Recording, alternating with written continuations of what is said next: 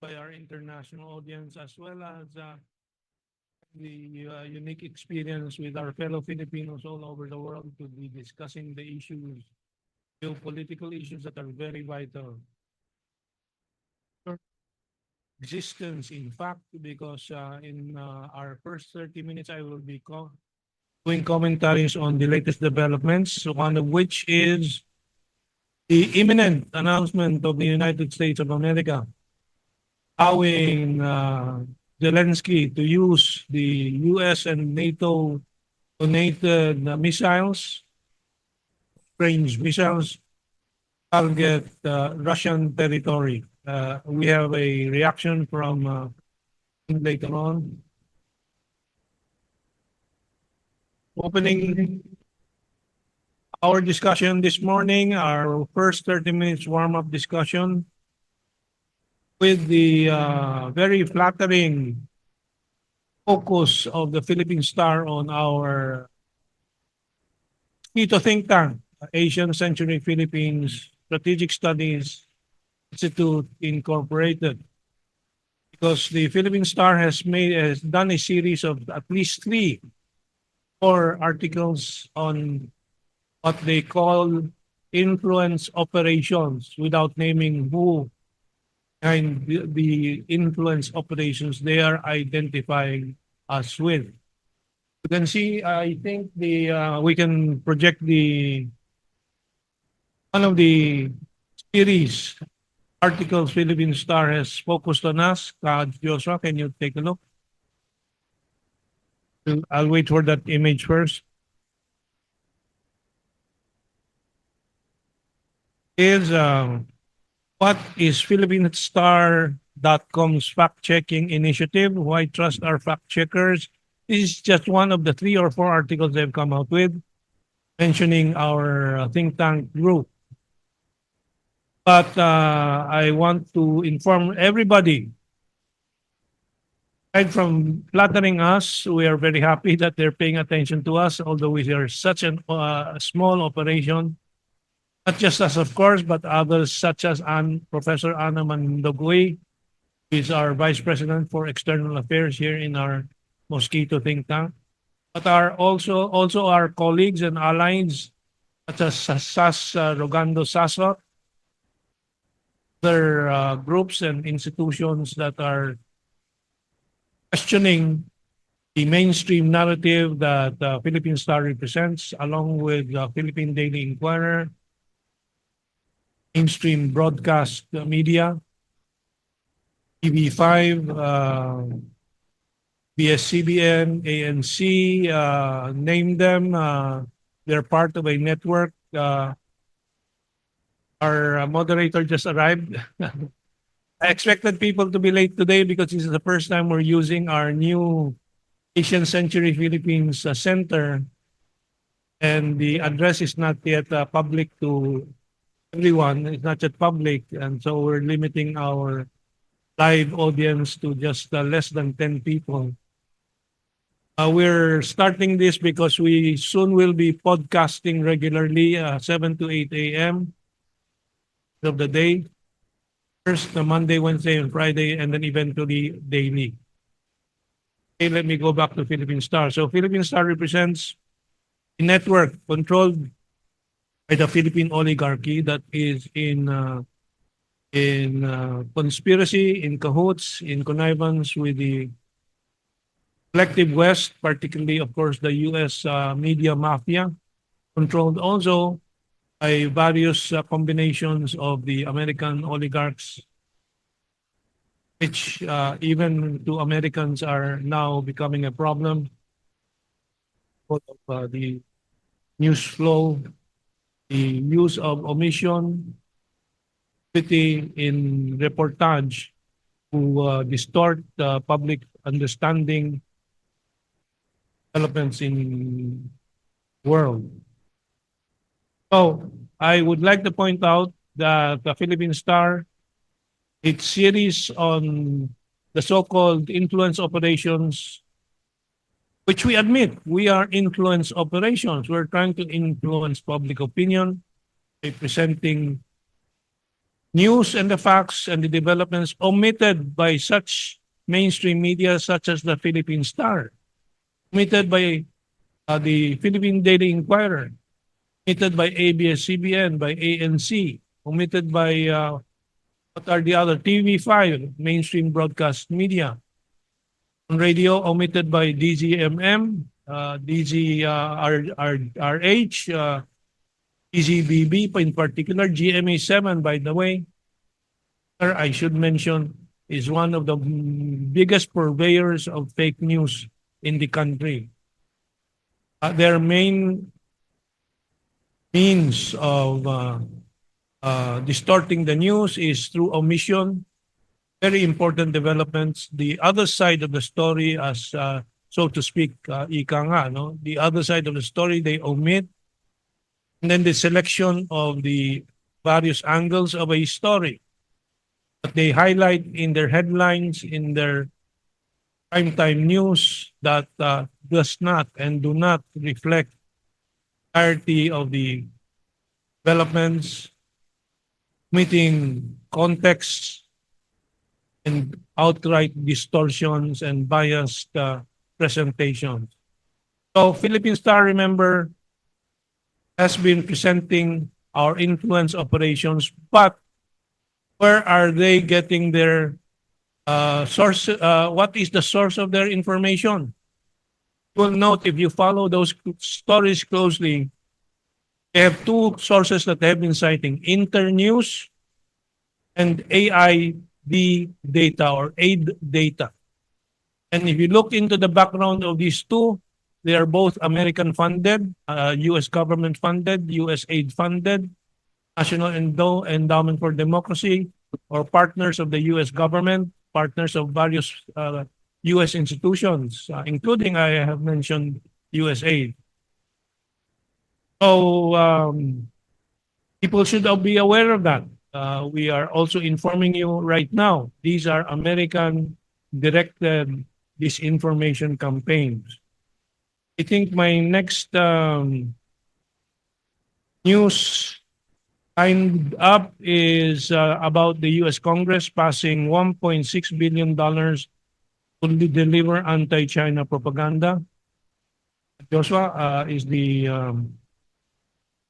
image ready from the website of Responsible Statecraft? Oh, money has been overflowing from the United States of America, from the U.S. House of Congress. In 2022, they passed a $500 million supplement to the America Competes Act. $500 million since 2022 has been pouring all over the world, but particularly in the Philippines. And now they have this new one, $1.6 billion for anti-China propaganda. We can understand, for example, the Philippine Star reporter featured making the influence operations allegations against us, which we welcome. We are trying to influence public opinion, but with facts and truth, with the entire story of all the developments. The reporter, Christina Chi, CHI, did a little background check. Is a new graduate, a very, very young, I think just graduated a year ago from journalism school, with 3 or 4 other journalists assigned. So we are very flattered. They're paying so much attention and spending at least just on the salaries of these reporters, maybe 200,000 a month. But of course, we know Philippine Star is a multi-billion operation, along with Inquirer, along of course with ABS-CBN, TV5, and so on. Multi-billion peso operations po itong mga to. And they have to target us.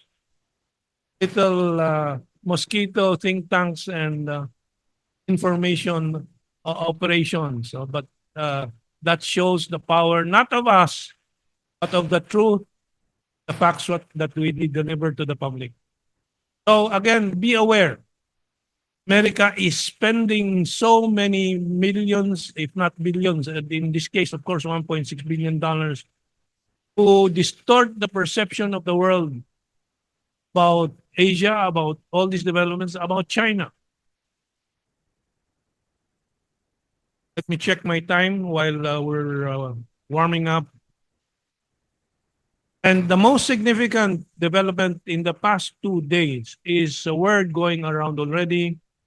And this has reached, of course, the ears and the eyes and the information of the most critical country today in terms of global geopolitical developments, Russia. We would not be reporting this if Russia did not now officially react to this. The rumor, which Russia is treating very seriously, and a rumor just on the brink of being announced by the United States of America with Britain, just waiting to be formally announced by both Britain and America, that the West will now give the permission to President Zelensky of Ukraine to use the arms donations of the West, in particular the United States and NATO, particularly long-range missiles such as cruise missiles and others, finally give permission to Zelensky to use it against the Russian mainland. That means that Zelensky will be allowed to target such sites as St. Petersburg, Moscow. This is, of course, not new, but we have some other guests coming in. You're from where? Okay. Kaibigan natin ng Daily Tribune. Medyo laya pa rin po ang Daily Tribune mag-report. Merong nakakapasok na totoong mga storya. Pakihanap ng isang lugar. Anong pangalan ninyo? Pangalan ninyo? Nilo. Sige, please find the place. Okay. So we welcome Tribune. We welcome Manila Times in particular. Manila Times, by the way, was also targeted by the aid data and by Internews as one of the influence operations, despite Manila Times just trying to be balanced, presenting at least some of our analyses. But let me go back to the latest significant development. Oh, there you see from the Moscow Times. Let me just also take a look at my own reference here. The Moscow Times. I can't read it. Nabablock. So, yeah, okay. So I've been monitoring this for the past 2 days in various American media themselves, such as that's Napolitano's program interviewing very reliable critics and analysts such as Chas Freeman, former translator of, if I'm not mistaken, of President Nixon in his trip to China, in his visit to Mao Zedong and so on. So very good sources of information about this global politics. So they have been discussing the past 2 days what they perceive as lunacy of the United States of American policymakers, United States of America policymakers in now giving, at this point in time, still tacit, but they expect it to be announced very soon, giving permission to Zelensky to use the long-range missiles donated by the United States and NATO countries to Zelensky to hit Russian territory. Now, what this implies is Russia will respond as it says here, Putin warns West. This war, if it backs Ukraine long-range strikes. Now, President Putin, Foreign Minister Lavrov, also weighed in, has also expressed same sentiment. And at this point in time, the best guess we have as to the initial response of Russia will be Russia's provision, equally long range and probably more significant ballistic missiles to the enemies of the United States of America and NATO, such as Hezbollah, Hamas, Houthis, and Iran. So we have been pushed to the brink of the Third World War in the past 2 days by irresponsible, lunatic American policymakers who are out of touch with reality, who may also be in such desperate situations, such desperate straits as to flirt with this Third World War scenario because of their dwindling uh, prospects in the American election. So, in the Philippines, we are still concerned with Alice Go. We are still wrestling with Catherine, what's Ong? Cassie Ong. We are still tumbling around with the Kibuloy issue. And the very survival and existence of our world and our future is already at stake. So we are conducting this regular press conference and media forum with you, audience, the bloggers that we expect to be more responsible, critical, more enthusiastic about facts and truth than the mainstream media controlled. By the way, I have to mention this. I should have mentioned this earlier. Most of the media that we have mentioned, particularly Philippine Star, is controlled by Manuel Pangilinan, a great predatory oligarch in the Philippines, controlling water, electricity, and whatnot, including Cardinal Santos and so many other giant businesses, but all at the front of the Salim Group, which is part of the Western financial oligarchy and mafia. That is why they are doing what they're doing with media, because the more they distract the public from these real issues, the more opportunity they continue to have, continue to exploit the Filipino nation, the Philippine economy. So wag po tayo magpaloko kay Manny Pangilinan, nagawa ng Philippine Star, Philippine Daily Inquirer, ay nagpapasalamat sa Manila Times, sa Manila Daily Tribune, which I used to be a columnist in, and several other second-tier, third-tier newspapers and media outfits. We have 7 minutes before the end of my warm-up of 30 minutes. I can be open to questions, and also I can ask our friends here, our colleagues, to contribute ideas. Okay. Yeah, of course, our technical man, Joshua, has been able to retrieve very quickly networks of the Philippine oligarchy in media, and I cannot see it in my tablet, so I will turn around.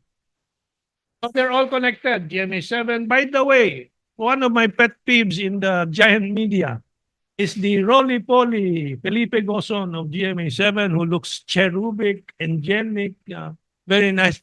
But that is the worst of them all in lying to the public with their selective news. He is initially, from what I have been researching all the many years, his financial stake in the oligarchy and with the Americans and with the Western financial mafia is Sagittarius Mining. It's nominally an Australian owned mining company in the Philippines, but who knows what lies behind that in the network of corporate mergers and so on. But it is very clear, Felipe Gozon, who I know as a friend and a personal acquaintance. Manila Times just arrived. Of course, we welcome Manila Times, which has also been classified by the Philippine Star report on influence operations as part of the influence operations of who knows what. They don't want to identify. Why don't they identify? Because Philippine Star knows the Americans are so easily, the Americans behind them are so easily identifiable. With this, I have declared war on the mainstream Philippine media. We're not going to approach them anymore. We don't invite them anymore because we don't expect them to report on us and the facts and truth that we present. So we go directly to you, people of the world and the people of the Philippines, with the truth and the facts. Please take a seat, Manila Times. Anywhere here, maybe here on the right side, on the seat here. So I'll before we go on to the main subject matter, which I will kick off. By the way, I'll give you a gist of the agenda today. While, but I'm going to ask our colleagues to share if there's any main warm-up issues that Mr. Hugo Santos, of course. Is it working? How's the sound? Okay now. Yes, the issues are very relevant, especially nowadays with the rise of the multipolar world and the rise of bipolar world again with nuclear missiles back in the uh, geopolitical atmosphere. Of course, there's two fronts already. One with the western flank, which first targeted St. Petersburg and Moscow, and we should not forget, of course, in our region we have short mid-range missiles that can actually target not just the Russian territory of Vladivostok, but also territories in China. It's very alarming. And like what Sir Herman said, relevant issues should be more um, it should be more discussed nowadays than for domestic issues such as Tuloy, former Mayor Alice Guo, and Pogo issues. So I think we should be more in touch with the global affairs. Other affairs, yeah. Thank you very much, Mr. Hugo Santos, Daniel Hugo Santos. And Danny, of course, is an international relations masteral student at the Miriam College. He is fantastically active in the international and regional scene. You're part of the ASEAN Youth. What is this ASEAN Youth? It's an NGO based in Jakarta. It's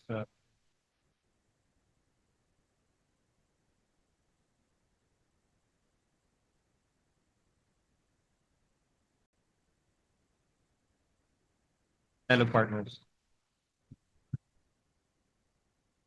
Para Yeah, sigurado. so the ASEAN Youth Organization creates programs within the 10 member states of ASEAN as well as dialogue partners who create youth exchanges, student exchanges, and youth programs, maybe business exchanges as well, and within the framework of ASEAN centrality. So we are a peaceful NGO.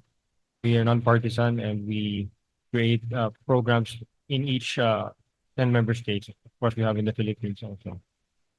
You mentioned ASEAN centrality. What is the sentiment now in the last meeting? When was the last meeting you had with the ASEAN Youth?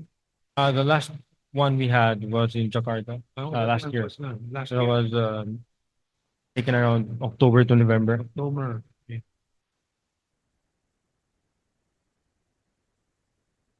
Well, we're always if you go to exam today, the odd one out. We're always the one who's different. Of course, we are a traditionally U.S. Treaty ally, Yeah. but at the same time, we are a member of ASEAN. We should do the tradition of ASEAN centrality. We don't pick sides. We are, like all our presidents said, friends to all and enemy to none. We should walk the talk. That's what our traditional allies, our neighbors do. For example, in the case of Indonesia, you would see Jokowi in Moscow, you would see Jokowi in Kiev. So you can see our ASEAN neighbors are really neutral in all issues, even with regards to the South China Sea. This is a sentiment that our neighbors have. Well, ASEAN Youth, of course, I think, and that NGO the main goal of ASEAN.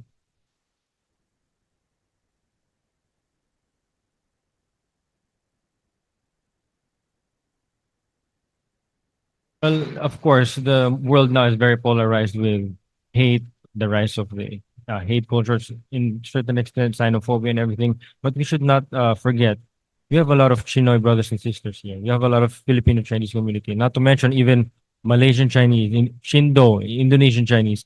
So in ASEAN Youth Organization recently made youth exchanges with China and ASEAN countries. We should promote youth exchanges, cultural exchanges, university to university partnerships, municipal partnerships between Chinese cities and ASEAN cities, instead of promoting hate and discourse. We understand that there's some media, like what Sir Herman mentioned, that are promoting hate amongst our people. Philippines is, by the way, a social media oriented country, so we should not let this dissuade us from reality, which is the war is imminent and it's only up to the people now to dissuade this. So we have NGOs, of course, like us, to promote more peace and cooperation in a humanistic approach instead of technical approach where hate is there, misinformation is there. Okay, I'm going to take a break. I'm going to pass the mic to our moderator, Daniel Long naman po. And Daniel, would give some commentaries on what I discussed. Because at my age, I go to the CR very often. So, so Yeah, hello. excuse me for 2 minutes. Go ahead. Okay. Yeah, thank you, Kamentong. I just arrived. Apologies for a bit being late. I'd just like to add a few commentary to what was presented earlier. Kamentong is correct that we should focus more on what's happening in the global scene rather than being distracted by what the mainstream media and what the local politicians want us to be distracted with diversionary tactics. The case with the former Alice Guo, former mayor, Kibuloy was just surrendered to the authorities, and the issue also with the Pogos. I think it's important to be aware, especially as as a Filipino, of what's happening in the region and globally, because I actually just got back from a trip. It's a influencers trip of various Southeast Asian countries, Malaysia, Cambodia, Indonesia, Vietnam. And as Daniel told us earlier, Philippines is sometimes we're the odd one out in ASEAN. We are a treaty ally of the US. We're the only country in ASEAN with military bases of the US. But we also have to remember that we are also part of Southeast Asia, and whatever we cannot enhance our security without at the expense of the region, right? While I was on that trip, I find myself a bit isolated. I couldn't relate to what the others are talking about. Malaysia is talking about joining BRICS, the de-dollarization trend, because the US, they use the dollar and the currency as a weapon against countries who don't follow their wishes and their interests. And Vietnam, they have high-speed rail with China. Indonesia also has the same thing, the first high-speed rail in Southeast Asia. And they are also claimant states in the South China Sea. That is what is stopping us from having a strategic, comprehensive partnership with China. And why is the other ASEAN countries doing the same? What's stopping us? All right. So I think it's important for us to be aware of what's happening in the region. And most Filipinos don't even know what BRICS is. And I think that education, if it's not being pushed by the mainstream media, I think what was this we describe ourselves as a mosquito think tank. We have to push the issues forward. That's all I have to say for now. I like to Yamentong just arrived, came back, so I'd like to pass it back on to him. Thank you.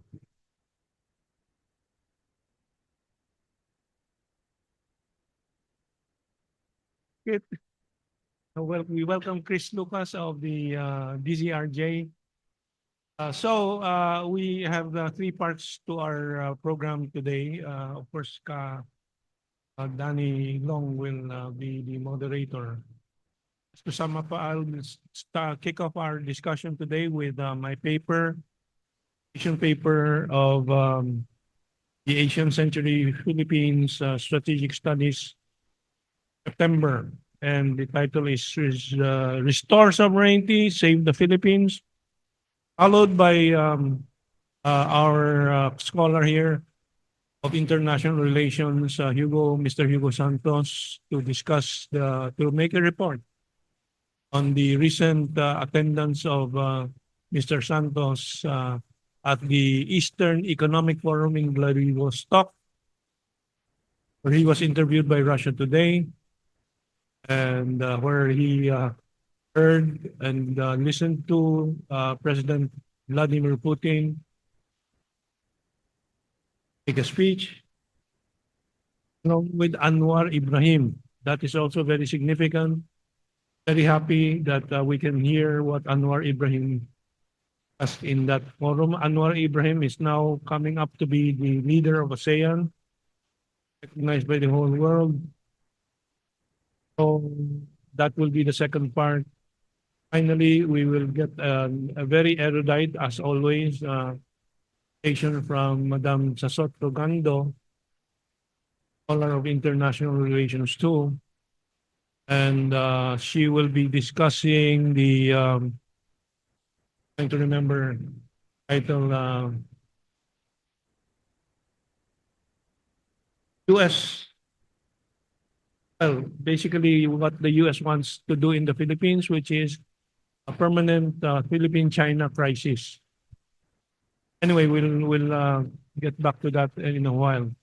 So I will start off. It's now 9:36. I'll start off with my paper, and of course, those who are ready na bang ating mga slides for the PowerPoint to highlight the mga evidence, what we will be discussing now. So, restore sovereignty, save the Philippines. It seems almost forgotten now that the Philippine Constitution mandates an independent foreign policy for the country. The Constitution states that both foreign military bases, troops, or facilities shall not be allowed in the Philippines. Let me check the images just to.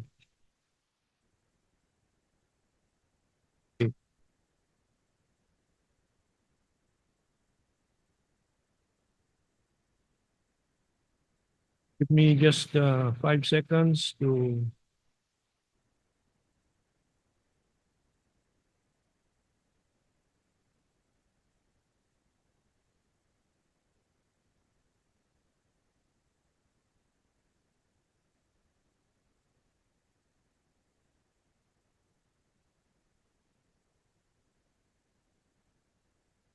Okay, I'm now ready.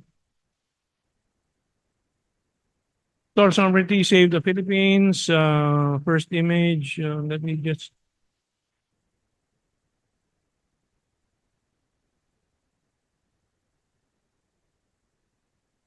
Oh, the Constitution of the Republic of the Philippines, Article 2, the state shall pursue an independent foreign policy in its relations with other states.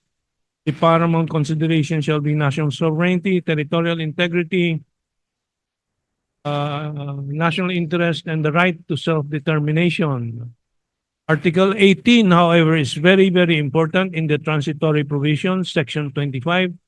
After the expiration in 1991 of the agreement between the Republic of the Philippines and the United States of America concerning military bases, foreign military bases, troops, or facilities shall not be allowed in the Philippines except under a treaty duly concurred in by the Senate and when the Congress so requires, ratified by a majority of the votes cast by the people in a national referendum held for that purpose and recognized as a treaty by the other contracting parties, which the late Miriam Defensor Santiago kept reminding everybody, none of these happened. But the Supreme Court was just maneuvered by the late President Noynoy Aquino through the removal of the legitimate Supreme Court Chief Justice then, Rene Corona, replaced by a unqualified American puppet Supreme Court Chief Justice Sereno, who was also later removed for not being qualified in the first place. So that decision of the Supreme Court at that time in 2014 to 2016 is unacceptable, but they have used that as their basis for restoring the U.S. military bases in the country. Okay, today, however, the U.S. military bases in the Philippines has even installed banned intermediate missile launchers within the country, which has put the country in the crosshairs of America's enemy. This is from an American military website. U.S. Army's mid-range capability makes its first deployment in the Philippines for Salaknib 24. They say it was for the military drill, but it has not been removed. Then the AFP promised to remove it by September, but then they withdrew that promise. They've kept quiet about it. Now they're talking about buying more such missiles for the Philippines, which means that it is on the way to becoming a permanent installation in the Philippines. Who are they? Sinong niloloko nyo? Browner. Sinong niloloko nyo? Tariela. Sinong niloloko nyo? Bongbong Marcos. Hindi kami bobo. Okay. In January of 2023, which is only 21 months ago, the Philippines was looking forward to a future of progress and prosperity as all ASEAN countries are enjoying today. Ferdinand Bongbong Marcos Jr. even snagged a $22.8 billion in investments from President Xi Jinping during his state visit to China, his first one outside of ASEAN and symbolically before even going to the West. Just 1 month later, in February of 2023,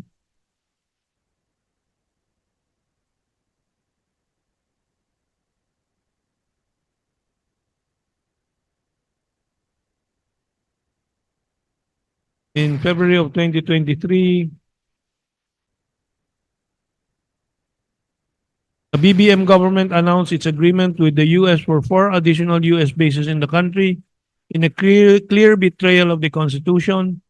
BBM also adopted the quote-unquote assertive transparency strategy of Project Sea Light of the U.S. Office of Naval Research, which is an intelligence agency which uses Philippine maritime security assets such as the Philippine Coast Guard to provoke and sensationalize China's control measures in the disputed areas of the South China Sea.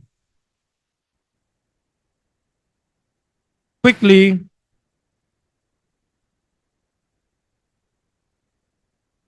ten months of assertive transparency. And this one, of course, explains what the assertive transparency is with the and defeat People's Republic of China gray zone activities allegedly strengthen national resilience to prioritize support for gray zone. Did it strengthen national resilience? No, it has weakened the country. It has divided the country. It has put on hold, paralyzed economic development in the country. All projects with China, including 3 major railway projects, have been canceled by the Philippine government under instructions of the United States government. Build international support. Not even ASEAN is supporting the Philippines in this assertive transparency. The next objective is to impose reputational costs to change the Chinese CPC, Communist Party of China's risk-benefit calculations. Did it change China's calculations? Not a single objective of the assertive transparency has been achieved after 1.5 years of assertive transparency. Gago ka, Raymond Powell. Gago ka, Tariela. Lapit na ako magmura, pero we will be respectable. But I don't like to be respectable when I'm angry at these people. Okay. So 10 months of assertive transparency failed at the sidelines, at the sidelines of the next image, no? At the sidelines of the San Francisco APEC Summit, BBM appealed to President Xi Jinping. That is November 2023. I want to remind everybody of the history of all these developments. Kasi ang ginagawa po ng malalaking media, malimutan yan, Alice Go, Kasiong, AOJC, Torre, kabalastugan ni Torre, magiging issue, Saldico, mga walang kakwenta-kwentang mga tao, yan ang nasa usap-usapan ng media. But ito paalala, si Bongbong Marcos ang nag-appeal kay President Xi Jinping sa red carpet sa sidelines ng APEC Summit of the last week of November of 2020. Ano? Andiyan ang picture, no? Nakatayo sila tapos umupo sila. No. The BBM government, hindi. Okay, now, at the sidelines of the San Francisco APEC Summit, BBM appealed to President Xi Jinping to bring down the temperature, quote ito, to not escalate the situation, unquote, in the South China Sea. This was followed. So may instruction kay BBM and from Xi Jinping to their subordinates. No? This was followed by the Wang Yi, Enrique Manalo diplomatic phone conversation where Wang Yi warned the Philippines was at the crossroads. Nasa sangang daan ng Pilipinas. Magdesisyon kayo. Away ba? O usap-usapang matino? Ano?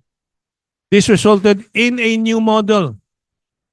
De-escalation that was sealed by the 9th bilateral consultation mechanism in January 2024, resulting in a flawless resupply mission on February 1st to February 3. We're not particular about the exact date. Kasi yung news reports come later, so baka it was February 1. Yan. So it was reported February 3, but some reports say it happened February 1, February 2. No? Tuwan-tuwa ang Armed Forces of the Philippines. Tuwan-tuwa si Rear Admiral Carlos dahil walang gulo dun sa delivery. At yun po ay nasundan po ng affirmation by the 9th bilateral consultation mechanism. So these are historical facts, no? Pero ano nangyari? Quickly, the United States and its Filipino proxies mobilized to subvert the de-escalation. Gumalaw na yung mga utusan ng Amerikano, which led to the June 17, before that, ito, nag-anunsyo si Tariela, February 13. I clearly remember it. Isipin po ninyo, insubordination ito sa de-escalation order. Insubordination, andit yan pa po si Tariela hanggang ngayon. Anong klaseng gobyerno ito? Presidente na mismo nag-utos ng de-escalation. Kasalungatin ng isang pipitsugin chiquito like Kengkoy. Kengkoy like Tariela. Magyayabang pa itong Kengkoy na doon. Pero wala. Nandiyan pa rin siya.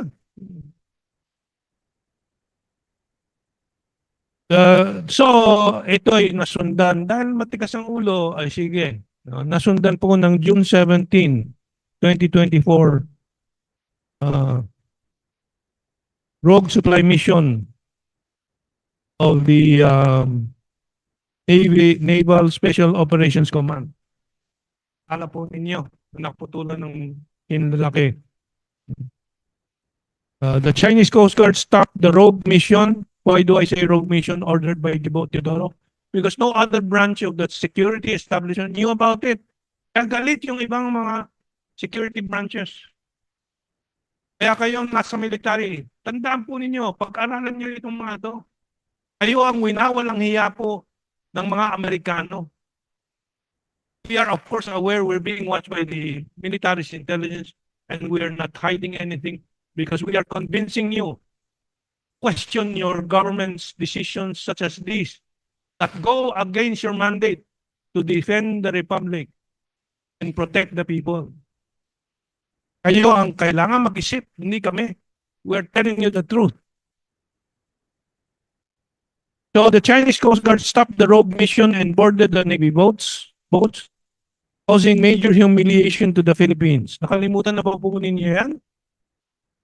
The BBM government then ordered Bersamin, the Executive Secretary, for the second de-escalation, while the US and its proxies started to create a Ayungin BRP Sierra Madre 2.0. Ano yan?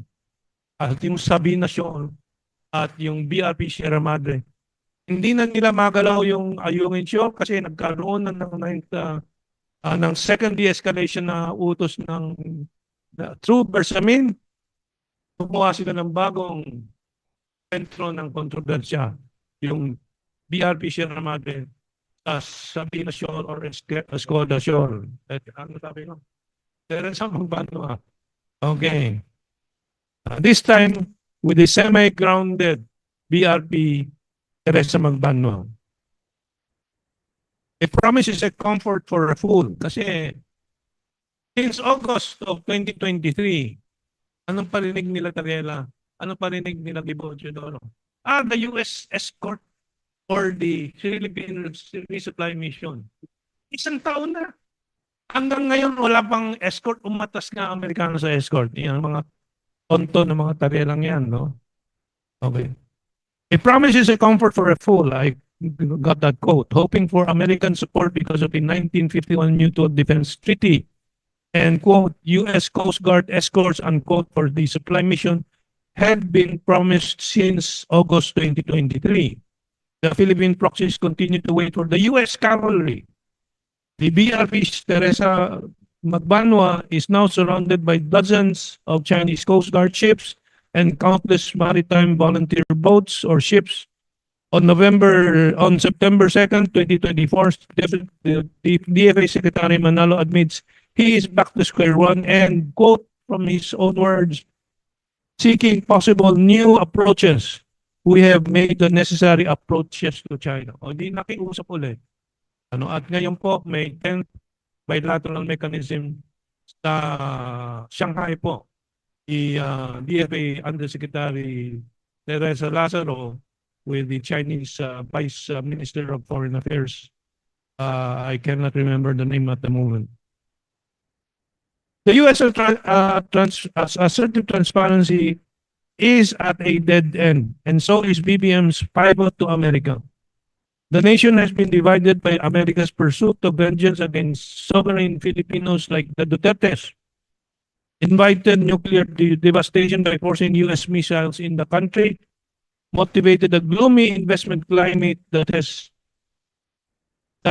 depressed the economy and canceled China-funded infrastructure projects and replaced these with empty promises for fools. The Transparency Initiative got this far because of the vast propaganda network of the US proxies in the country that is funded by the parasitic media oligarchy, feeding on privatized economic oligopolies. Sino man ipangilinan yan? Nagpupondo po ang mga kawawang mga journalists and graduates natin na hindi po ginagampanan ang kanilang oath as journalists. Because of course, we understand they have to make a living. Ang mga Rappler girls na yan, sila Marites Boy dito, kaliwa po yung dati. Kasama sa UP, mga radical posts nila. Pero may pamilya. And yun na lang inisip po nila. At sumobra naman po ang problema. Sumobra ang kanilang panlasa para sa luxury life of a dollar-funded lifestyle. But we still understand them. But there will be a payback po. And there will be rewards for those who have stuck to the truth and reported the facts and maintained the balance of reportage. The Transparency Initiative got this far because of this propaganda network of the US and the proxies in the Philippines. The dominance of this vast network is now challenged by move on sa images natin. So, follow also.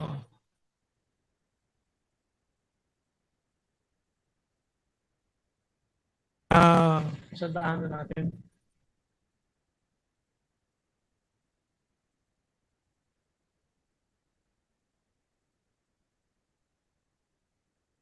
Okay, we're back to the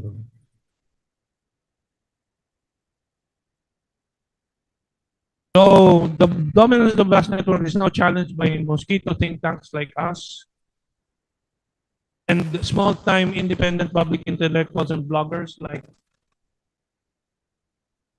here. Very, very active sa Facebook po, lumalaban po.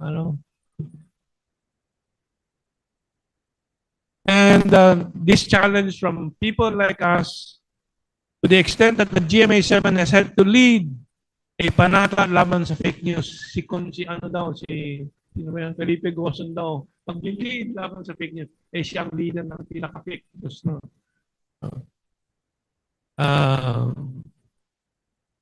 Okay. To repeat,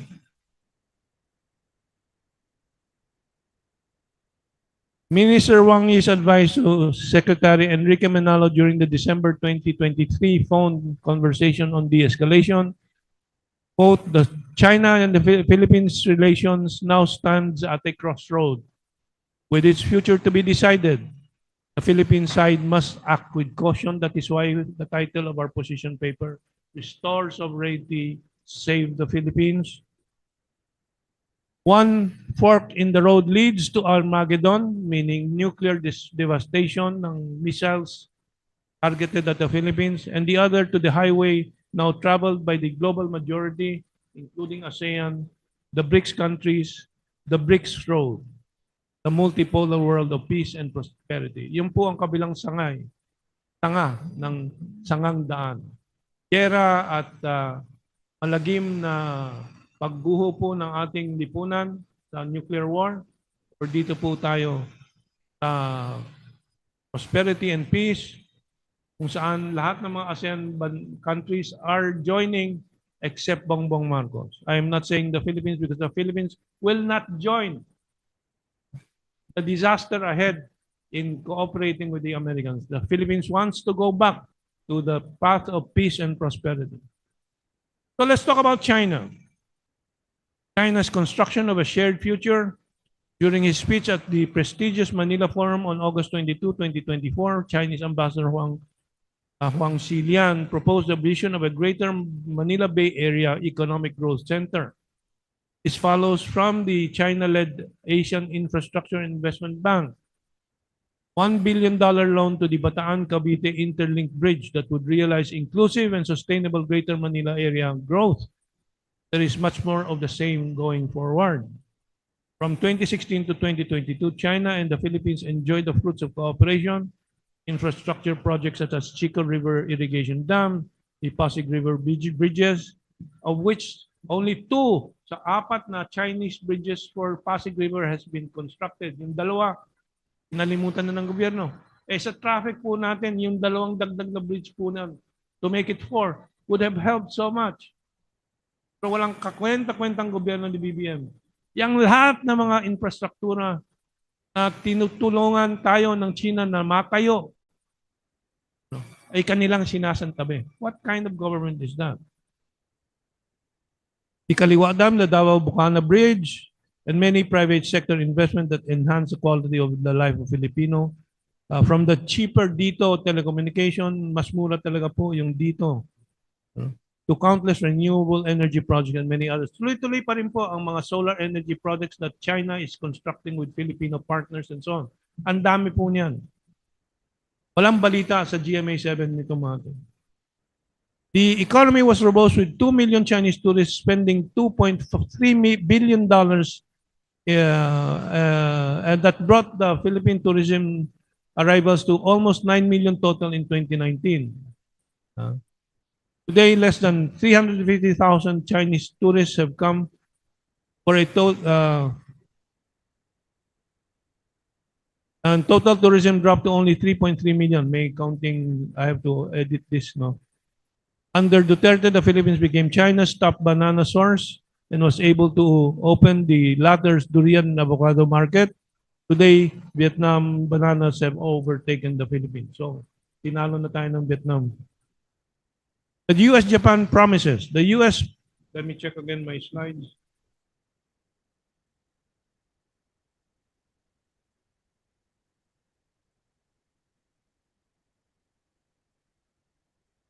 Nasundan ba ng mga slides? Okay.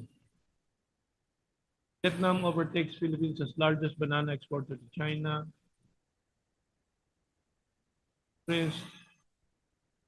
Now, the U.S. promised its military bases would be disaster aid centers and sanctuaries.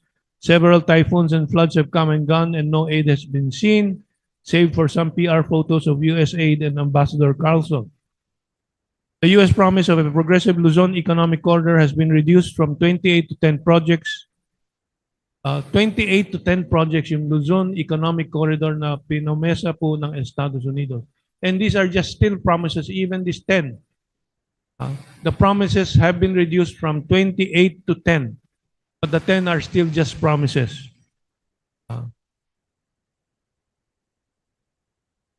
And uncertain funding po, due even as recession looms in the United States and Japan, and after China withdrew its loan commitment of 850 billion na cancel po or na delay na po with no knowledge of when it's going to resume yung Subic-Clark Railway.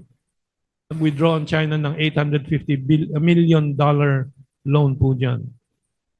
The US is now pressing the Philippines to buy missiles and 40 jets for $33 billion. Yan ang mga promesa. Kayo bumili nito, bumili noon, galing sa Amerikang mga armas.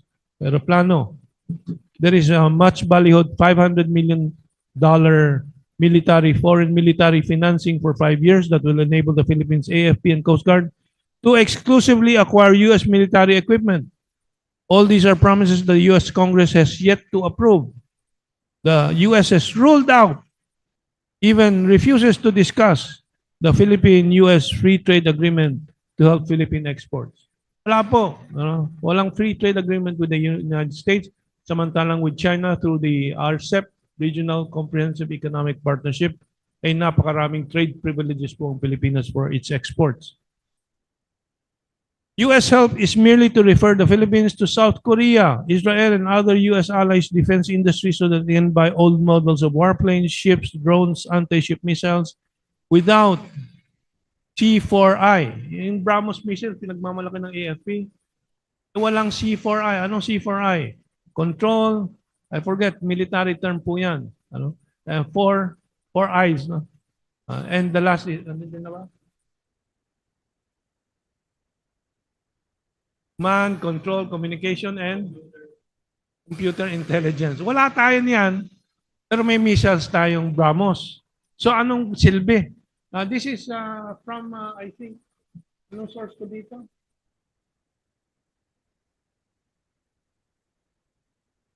Defense Security Asia. That's the source, Defense Security Asia. Ginagago tayo ng AFP din. Kumita na po mga general po dyan.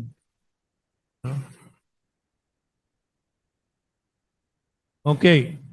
Tapos na po ito. Let me just check our time. Just exactly on time. 10:03 pa po. Command, ayun, nandito pa sa paper. Command, control, communications, and intelligence systems. No? These are happening in the midst of growing poverty and hunger in the country, bloating national budget and debt, increasing revenue shortfalls, continuing shortfall in food production and affordability, rampaging inflation po. So let's go back to the future. Ano yung back to the future? Yung back po ay yung sovereignty ng Pilipinas, meaning independent foreign policy. So, to the future sana, and economic reconstruction. In March 2022, President Duterte said, si John Raimundo has just arrived. Mga reliables po natin. Yan ang mga talagang hero ng information war natin at ang kalaban ni Felipe Gozon. The Philippine must purchase of mid-range missiles for jet fighters.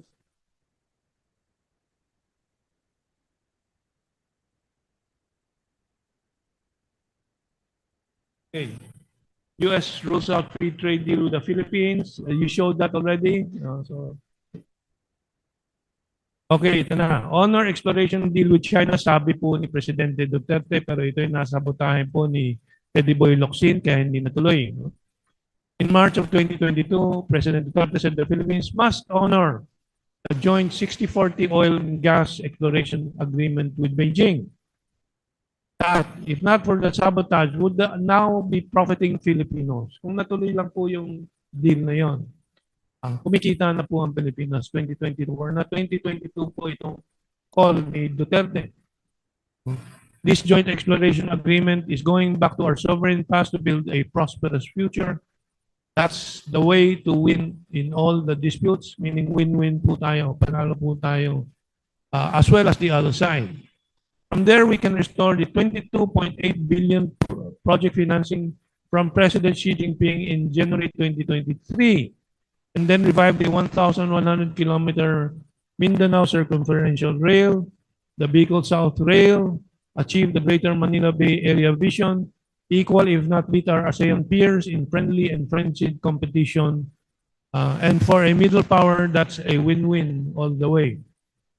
Going back means removing the US bases from the Philippines, revisiting the invalid quo warranto imprimatur of disqualified Supreme Court Justice Sereno for the EDCA bases and erasing any prospect of a nuclear holocaust. The late Miriam Santiago argued that, quote, that such a prohibited treaty has been concluded by the Executive Department as an executive agreement testifies to its inherently prohibitory nature under the Constitution. Yung paggamit po ng Malacanang na nasabi ito ay isang executive agreement, ay ebidensya. Ito ay pinagpapawalan po ng Constitution. In countless surveys, including the Pulse Asia survey in June 2024, the Filipino people have spoken again and again. This survey shows that 95% of people want economic action in controlling inflation, unemployment, hunger, criminality, corruption. Only 5% worry about, quote, defending integrity of Philippine territory against foreigners, unquote. But the only real threat to Philippine territory is the US and its Filipino proxies. That is the end of our position paper. It needs some editing, typographical error, and one particular sentence, but as a whole, this is our position. And we recommend it to our government, which is now facing the crossroads, as reminded by Foreign Minister Wang Yi to Enrique Manalo. I'd like also to add that we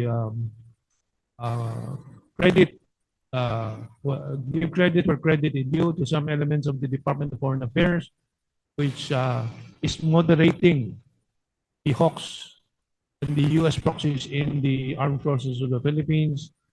So, yun po ang nagpapatining ng kaunti dun sa mainit na dugo ng mga nababayaran po ng mga Amerikano sa ating military, ating oligarchy, at sa ating malalaking media to keep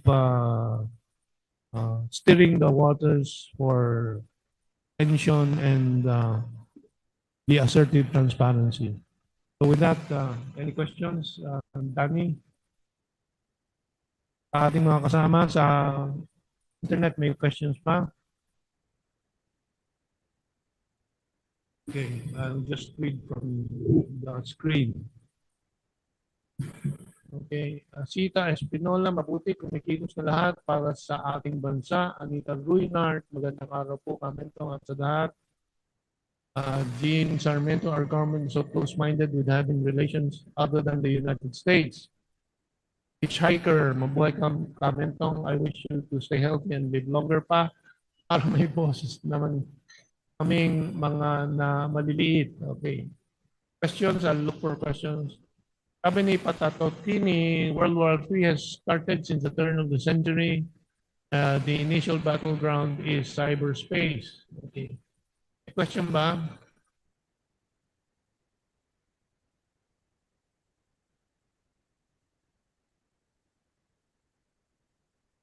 sabay sa ating mga diskusyon. First, dun sa ibang mga sites, hindi natin makita, no? Dun sa mailing list natin. But we are aware that the Department of Foreign Affairs follows our broadcasts, no? And of course, some military intelligence. Okay, if there are no questions, we can move on. Yes, Chris.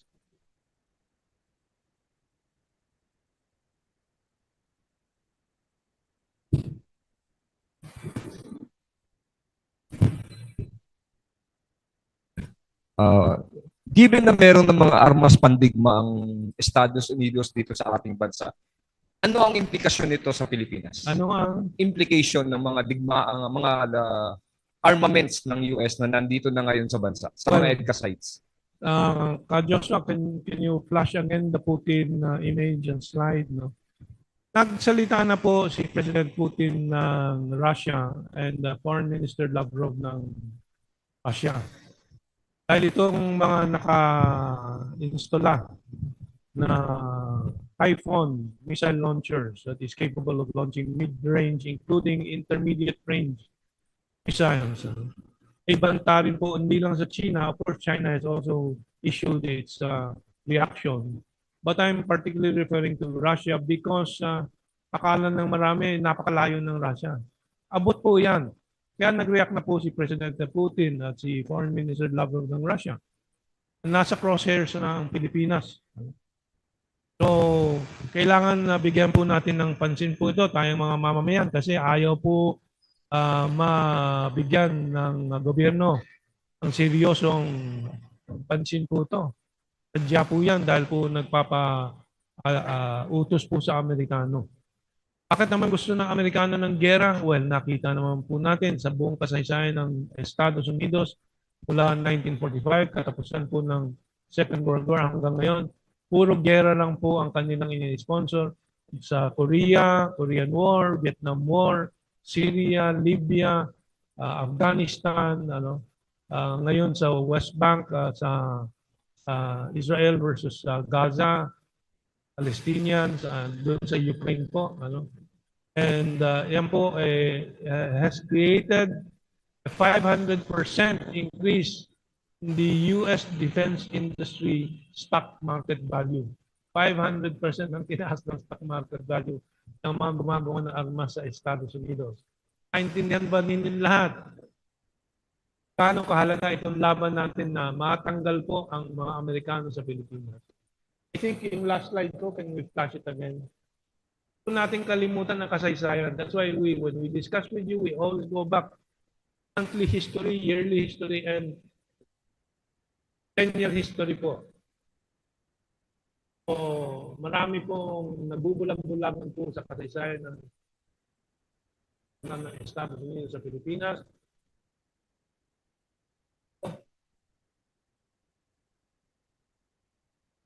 Nag-aring Hapon, pero ako nag-aring Amerikano tulad ni Grace po. Citizen. At ang minsan na dito, bumalik dito para ng Filipino citizen. Ang po, dual citizen din po yan. Dito ito ang baklar yan. Imani pa kanina. Siyang nag-boost po niyan sa TV5.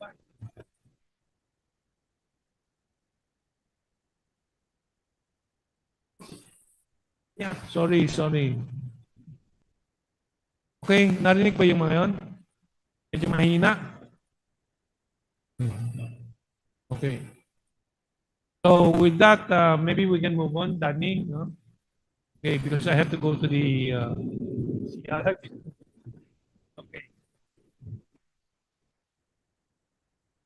Okay, thank you, Cam. Meron pa sa huli na kung na ipapasok yung Xiangshan, Beijing Xiangshan forum. Right. After Sasot. Thank you, Cam and Tong, for your detailed presentation. Later, we'll get back to you for after Sass, Rogando on the Xiangshan Security Forum. All right. Our next speaker will be our newest member in the think tank Asian Century Philippines, Mr. Daniel Hugo Santos. He will recap his recent appearance in the Vladivostok East Economic Forum. Let us welcome Mr. Santos for his opening remarks. Thank you. Thank you, Daniel. Thank you to Asian Century for this platform. I will be speaking in English kasi meron po tayong mga kababayan na hindi yung Tagalog. So, para po maintindihan ng lahat, I will speak in English. So, yung Eastern Economic Forum is an annual forum, Russia's flagship forum, to focus on the Far East. When we say Far East, this is Southeast Asian countries, East Asia, China, Japan, South Korea, North Korea, and ASEAN. Every year, ever since the military operation in Ukraine, Russia has invited ASEAN countries. In 2021, kung di ako nagkakamali, it was Myanmar was invited. 2022, 2023, Laos is invited.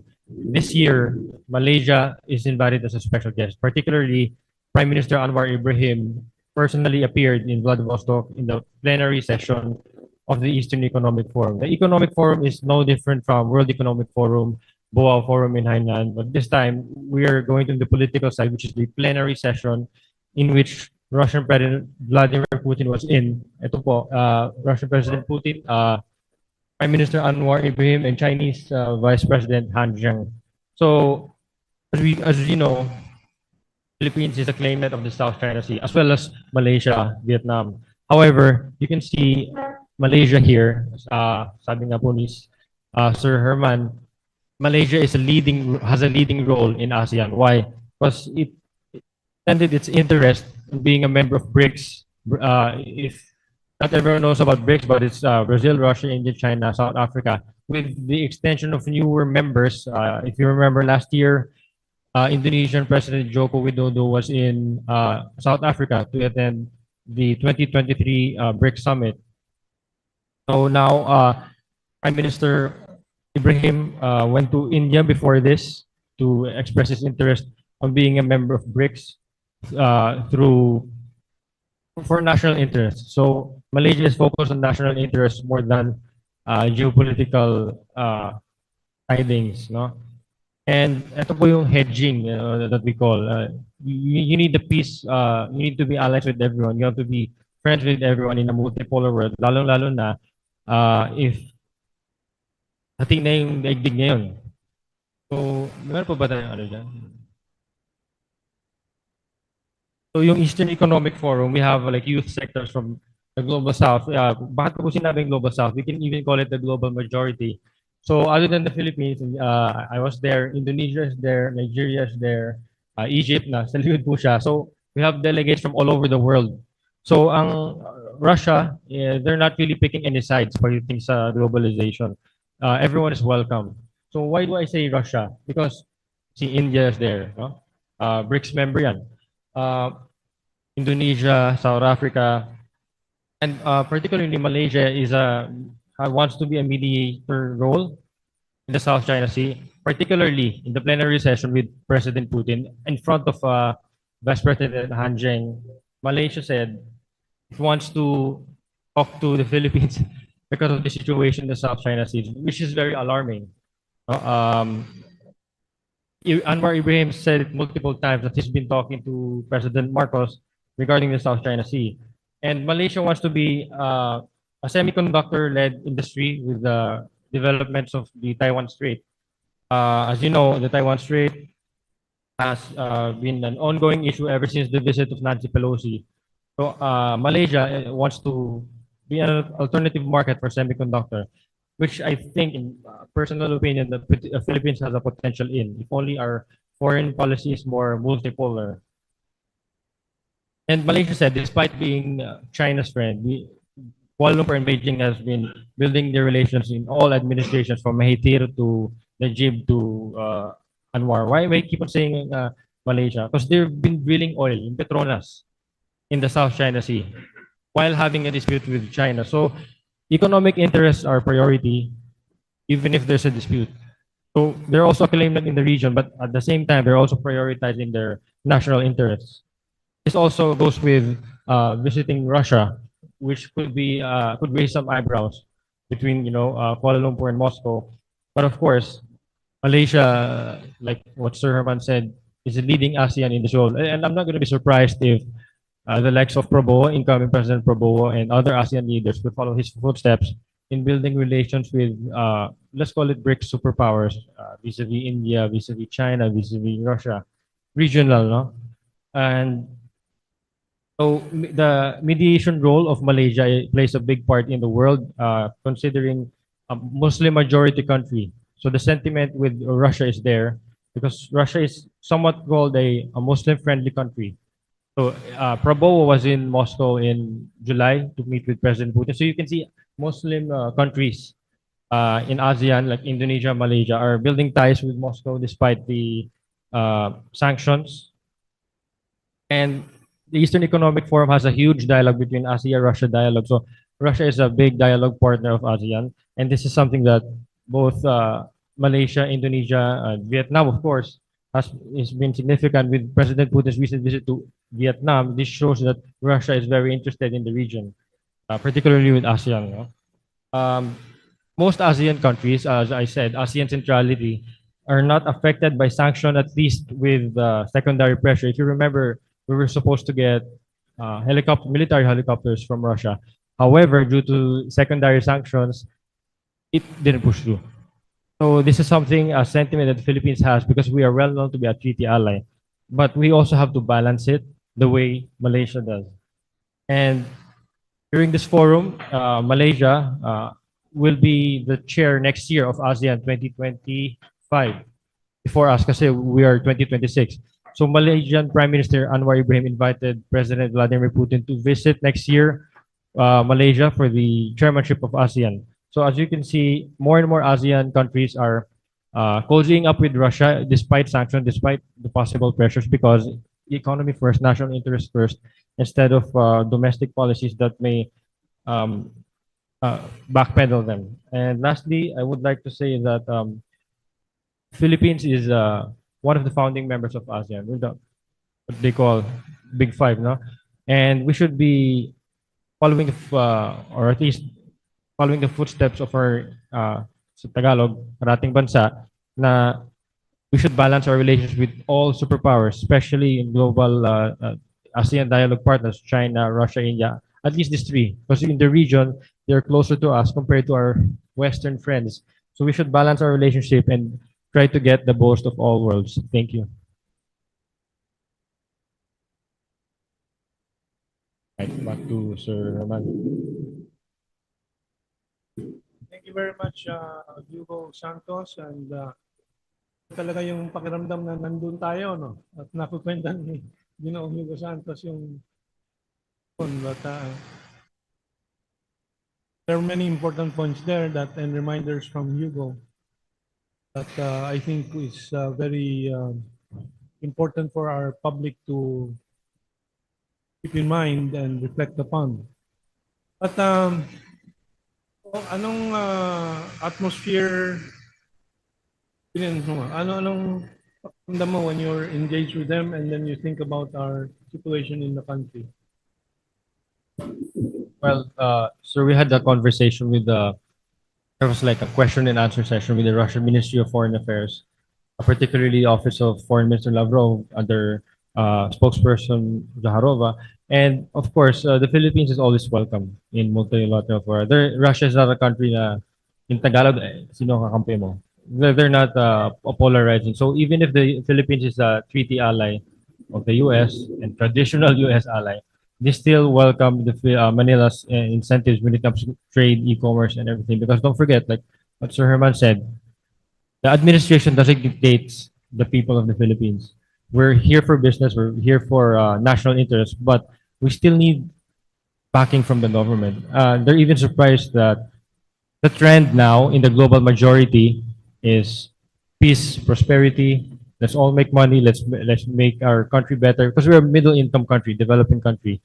So it's not usual that what we're doing is we're still, being a proxy state or an ally of US. So the atmosphere there is very warm for Filipinos, especially the forum is focused on the eastern states, ASEAN is there. And the only question all the Russians, the Chinese, the Indians have is, when will the Philippines be part of BRICS? Kailan? So this is something that is going to be hopefully explored now that BRICS is enlarging. You have Iran, you have Saudi Arabia, UAE, many more. So let's hope the Philippines will be part of this, if not this administration, but the next, but in the near future.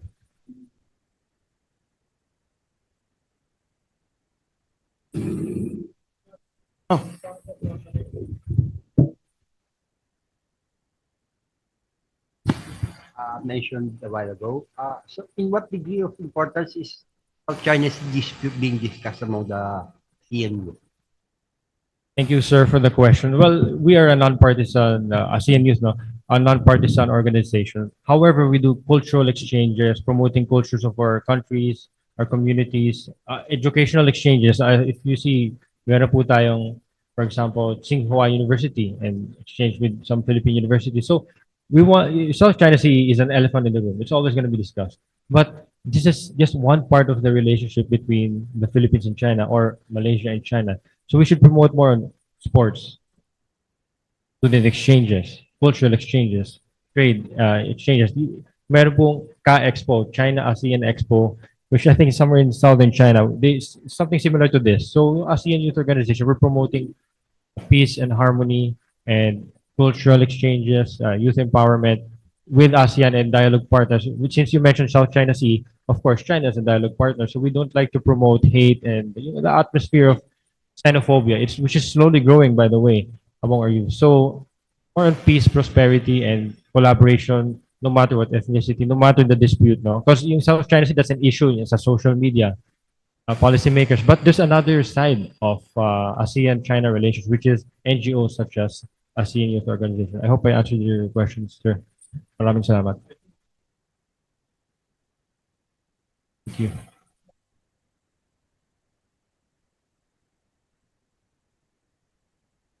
At si Professor Ana Malindogoy was unavailable due to the conflicts of mga schedules, and she extends her apologies for not being able to join us. And si Kaado Paglinaon, who is a regular sa ating forums, is in General Santos City, engaged with the different political and social forces, conducting a rally in General Santos against the prevailing conditions in the country. So yun ang dahilan kung bakit wala sila today, but the coming sessions we will have more of them. Si Madam Sass Rogando ba available na? Okay.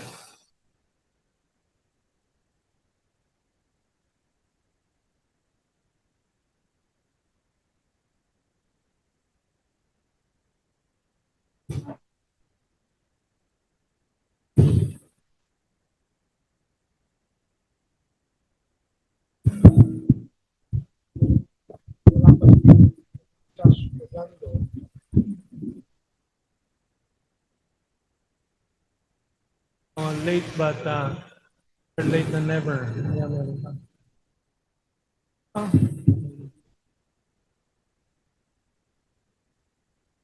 Pa si Sass?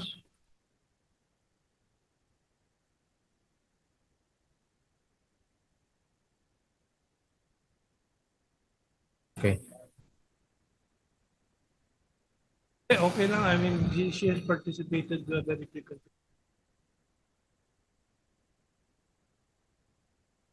Usually she comes in at 11 o'clock. So in the meantime, Ani, maybe I can proceed to the Xiangshan Forum. Mm-hmm. Okay.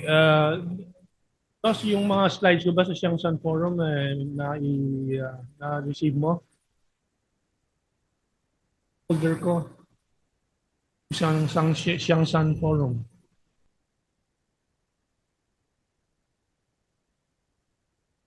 Okay, it started today. Starting today in Beijing. Yesterday, the 12th, it started the 12th to the 14th.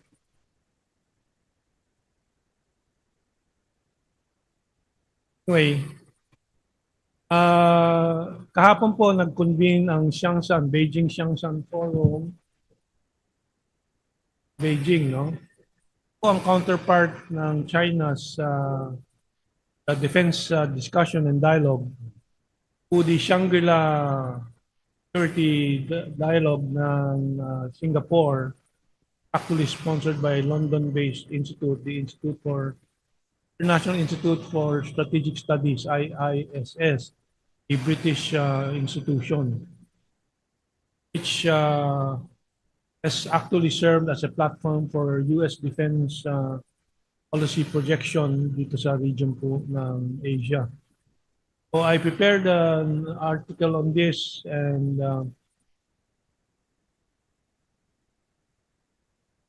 China Daily will be publishing it. No? So I'll be reading from it and preparing some of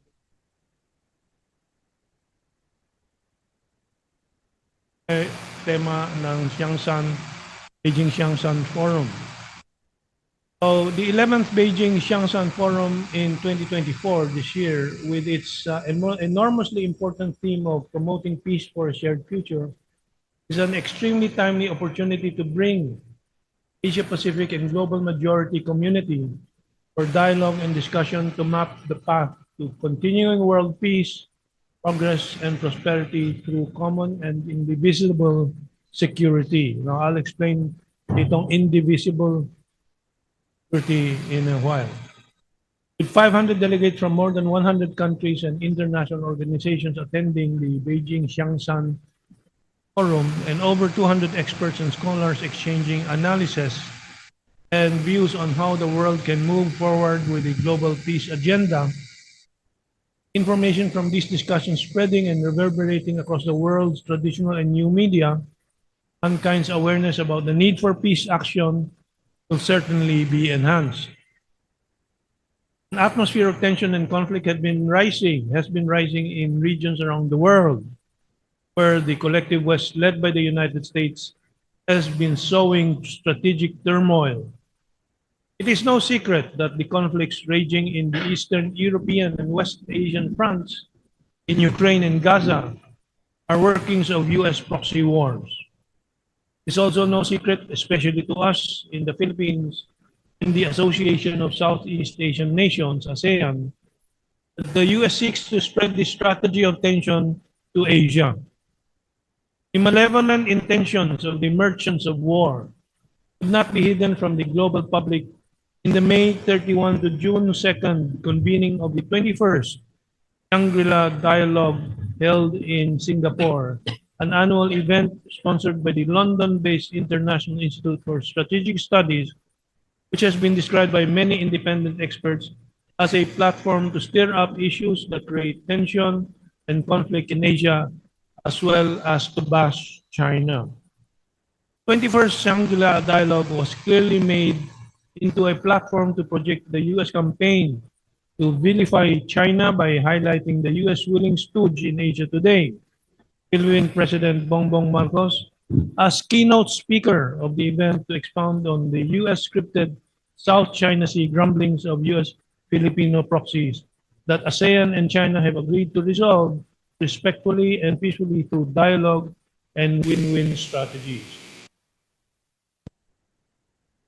May susunod na slide ba akong naihanda?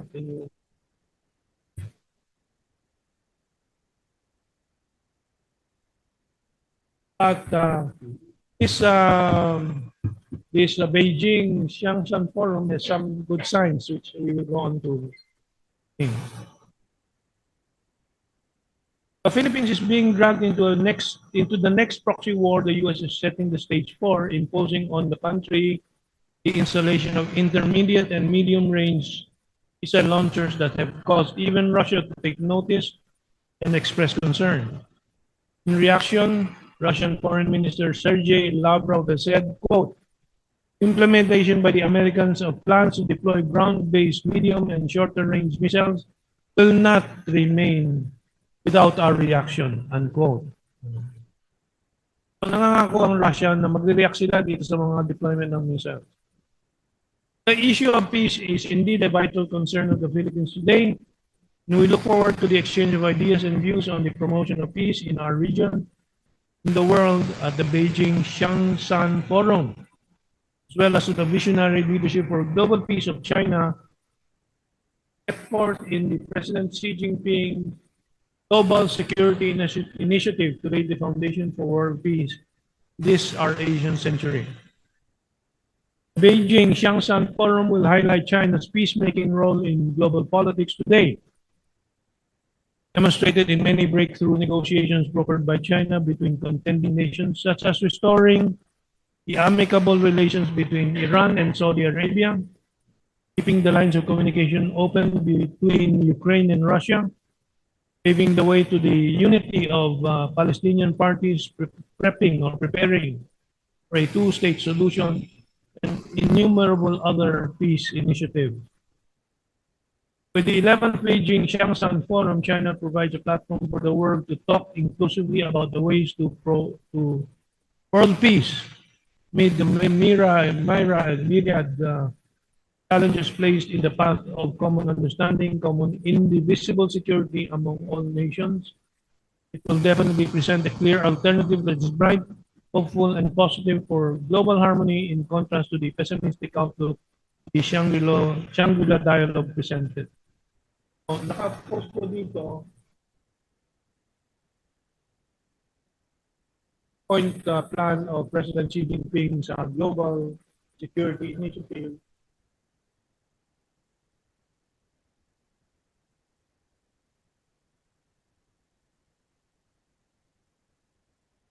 Common, comprehensive, and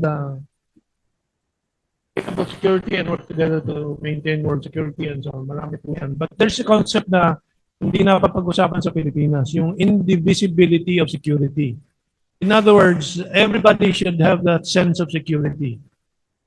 So hindi po pwede pong security of one country lang over another country's security. Now, this is the reason why the Ukraine war started. See, Russia has always insisted that part of its security is to maintain a buffer zone. And Ukraine is the main buffer zone to Russia from West Europe. But when the US and NATO countries insisted on incorporating Ukraine sa European Union, sa NATO, and deploying missiles in Ukraine, Russia had to react kasi it is threatened. It is also not far from the idea of the United States of maintaining the Monroe Doctrine, meaning they have warned for the past century other countries not to install bases in South America or troops in South America. So they maintain the Monroe Doctrine that insulates America from any possible security risk from deployment of foreign troops or bases within their hemisphere. Yun lang po ang ibig sabihin yan. And of course, China also has its own sense of indivisible security for its own country. That is why ASEAN has maintained its neutrality, because they understand this, of course. So I hope we are helping educate our Filipino public about this and how Bongbong Marcos and his government has violated this indivisible security by accepting US missiles in the Philippines. So with that, our report on the Beijing Xiangshan forum is complete, and if there are any questions and additions, any commentaries from our friends. Let's check again if Sasot Rogando is with us already. Okay, let's take a break. Anybody want to order anything from our Goto team?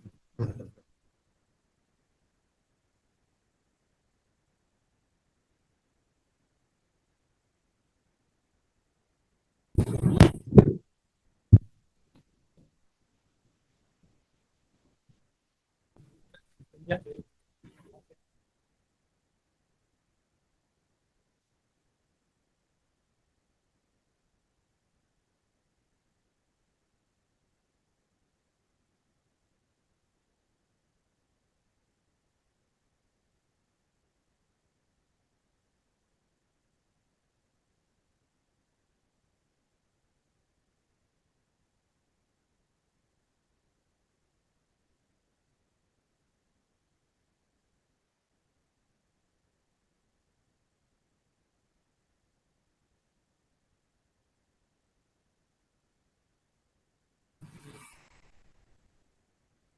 of ASEAN, as well as a member of APEC and more regional forums, like of course BRICS.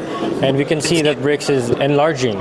So now we can kind of call it, instead of the global south, we can even call it the global majority.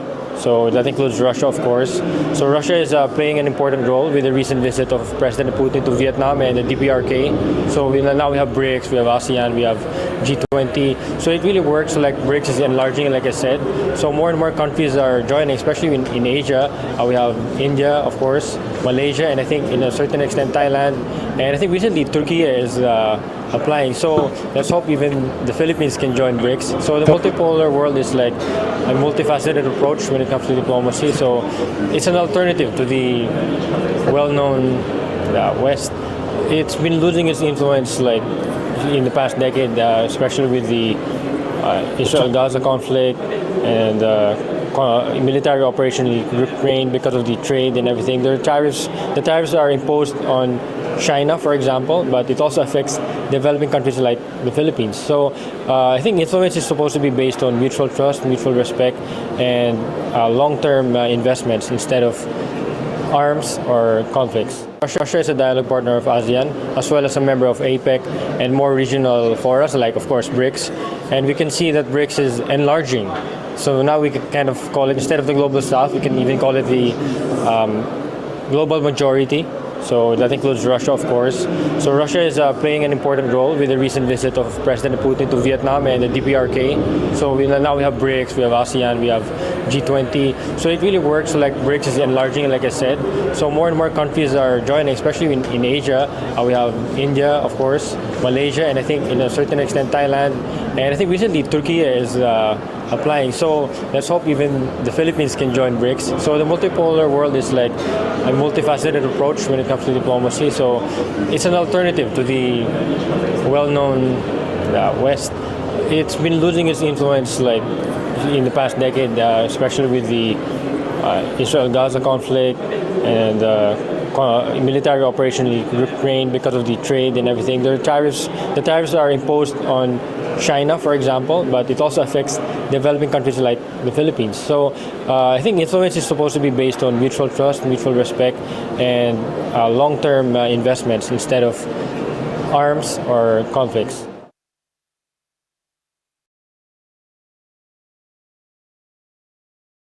Russia is a dialogue partner of ASEAN, as well as a member of APEC and more regional forums, like of course BRICS. And we can see that BRICS is enlarging. So now we can kind of call it, instead of the global south, we can even call it the global majority. So that includes Russia, of course. So Russia is playing an important role with the recent visit of President Putin to Vietnam and the DPRK. So now we have BRICS, we have ASEAN, we have G20. So it really works like BRICS is enlarging, like I said. So more and more countries are joining, especially in Asia. We have India, of course, Malaysia, and I think in a certain extent Thailand. And I think recently Turkey is applying. So let's hope even the Philippines can join BRICS. So the multipolar world is like a multifaceted approach when it comes to diplomacy. So it's an alternative to the well-known West. It's been losing its influence like in the past decade, especially with the Israel-Gaza conflict and military operation in Ukraine because of the trade and everything. The tariffs are imposed on China, for example, but it also affects developing countries like the Philippines. So I think influence is supposed to be based on mutual trust, mutual respect, and long-term investments instead of arms or conflicts.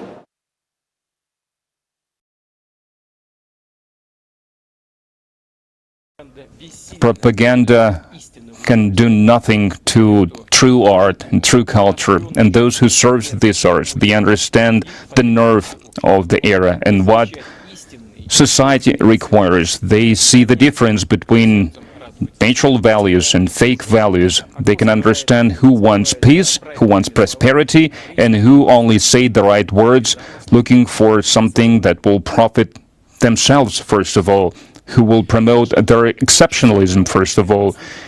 Your activities in education and culture in art has vast potential to make peace and to bring people together It can establish bridges between people. It can heal the wounds inflicted by the conflicts and wars. So it is important for you to have this opportunity to communicate, to exchange ideas, and to implement joint projects together.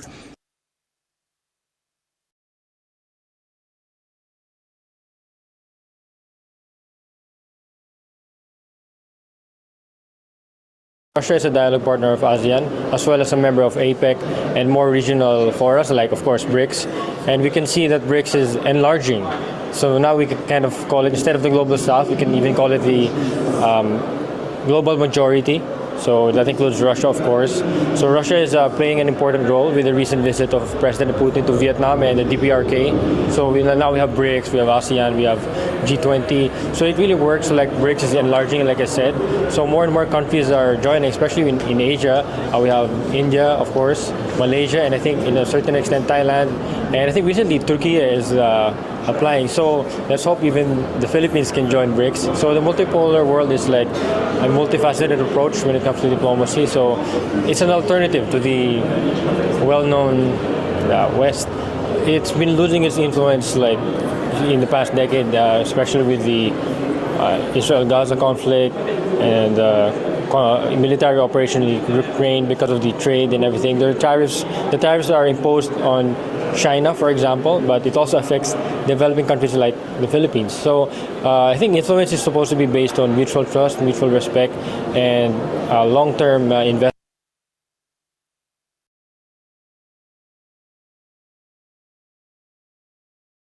You said earlier that you wanted Malaysia to become a member of BRICS.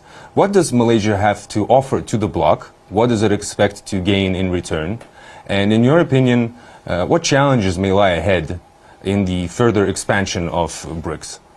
Well, we are very appreciative of the fact that President Putin officially invited me to attend the BRICS meeting in Kazan next month. Our policy is, of course, to strengthen the global south. And BRICS is a very important vehicle to strengthen that sort of collaboration among countries in the global south. Not necessarily in antagonism, but at least to contain the onslaught of other, richer industrialized countries, and to be able to at least withstand the pressure and together build up the force. For example, the issue of using local currencies, which we have done in the past with China, with Indonesia, to an extent with Thailand, we're talking to India. We are still quite dependent on the dollar, but at least to reduce the impact, we need to do that. And BRICS is, of course, another vehicle to do that. And that's where an area where we will certainly benefit from BRICS. But at the same time, we also have some, relative strength in a small way. We can contribute because, after all, we are also quite an important player in ASEAN. A long time ago, I did propose the setting up of the Asian Monetary Fund, right.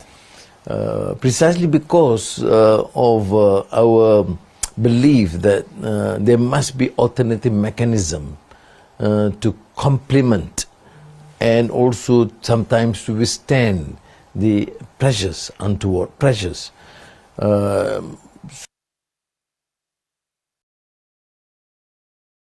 So it is not necessary to compete because IMF is too important and critical international organization, which we are part of.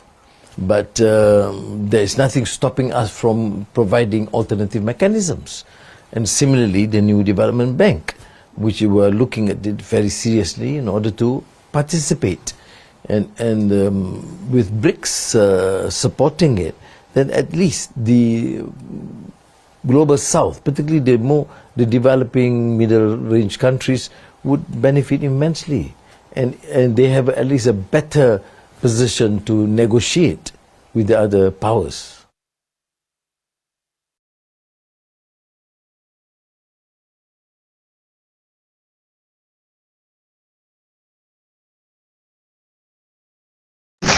Hello.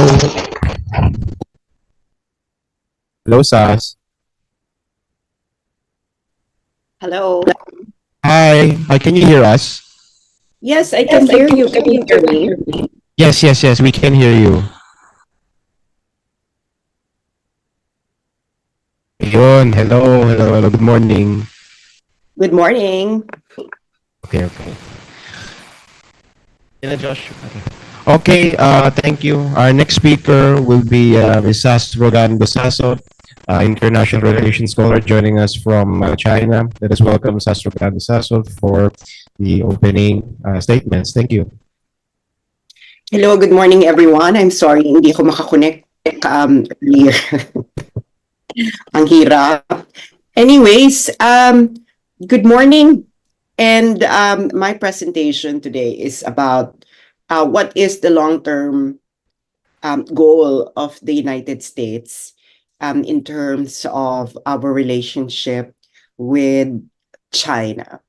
It sounds odd on how I phrased this question because it implies that the United States has a lot of influence on our external affairs, but this is really the case. Let me begin this by pointing out what Reuters exposed in July regarding the disinformation campaign of the US military during the pandemic in the Philippines. There's a lot of lesson we should learn from the Reuters expose on how the US military spread disinformation in the Philippines during the pandemic. One of the most significant ones is to prevent Philippines and China from transforming their relationship from enmity to amity. The US military propaganda was simple: to make sure the Filipino masses will always see China as a threat, which would then tie the hands of leaders who want to be voted into power. Why does the US want to do this? Simple answer: Taiwan. The long-term goal of the US is to prevent the unification of Taiwan with the Chinese mainland. The real agenda of the United States is to keep the Philippine leg of its theater of war against China. The Philippines is the nearest state to Taiwan, and from which the US can also launch attacks to Chinese cities. But it is not only the reason why they're keeping EDCA bases in the Philippines, especially across Taiwan.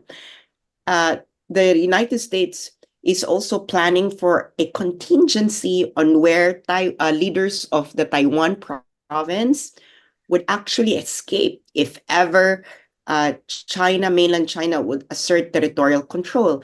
And the Philippines, in that case, would serve as an exit strategy of leaders of Taiwan. That's why, they're putting EDCA bases near Taiwan.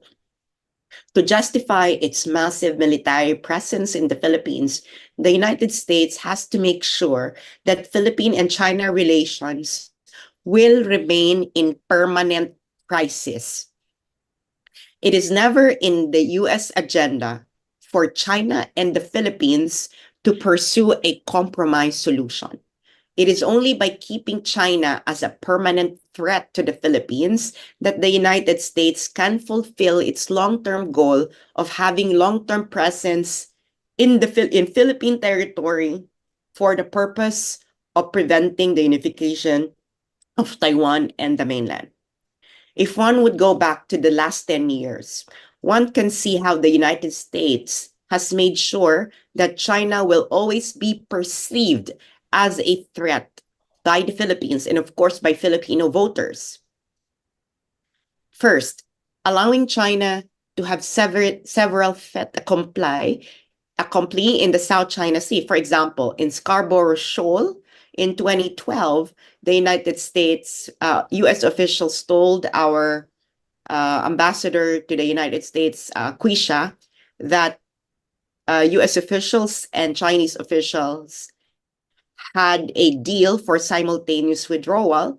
And by that information, Ambassador Quisha told the Department of Foreign Affairs the suggestion to simultaneously withdraw. And as we already know, the Aquino administration withdrew from Scarborough Shoal.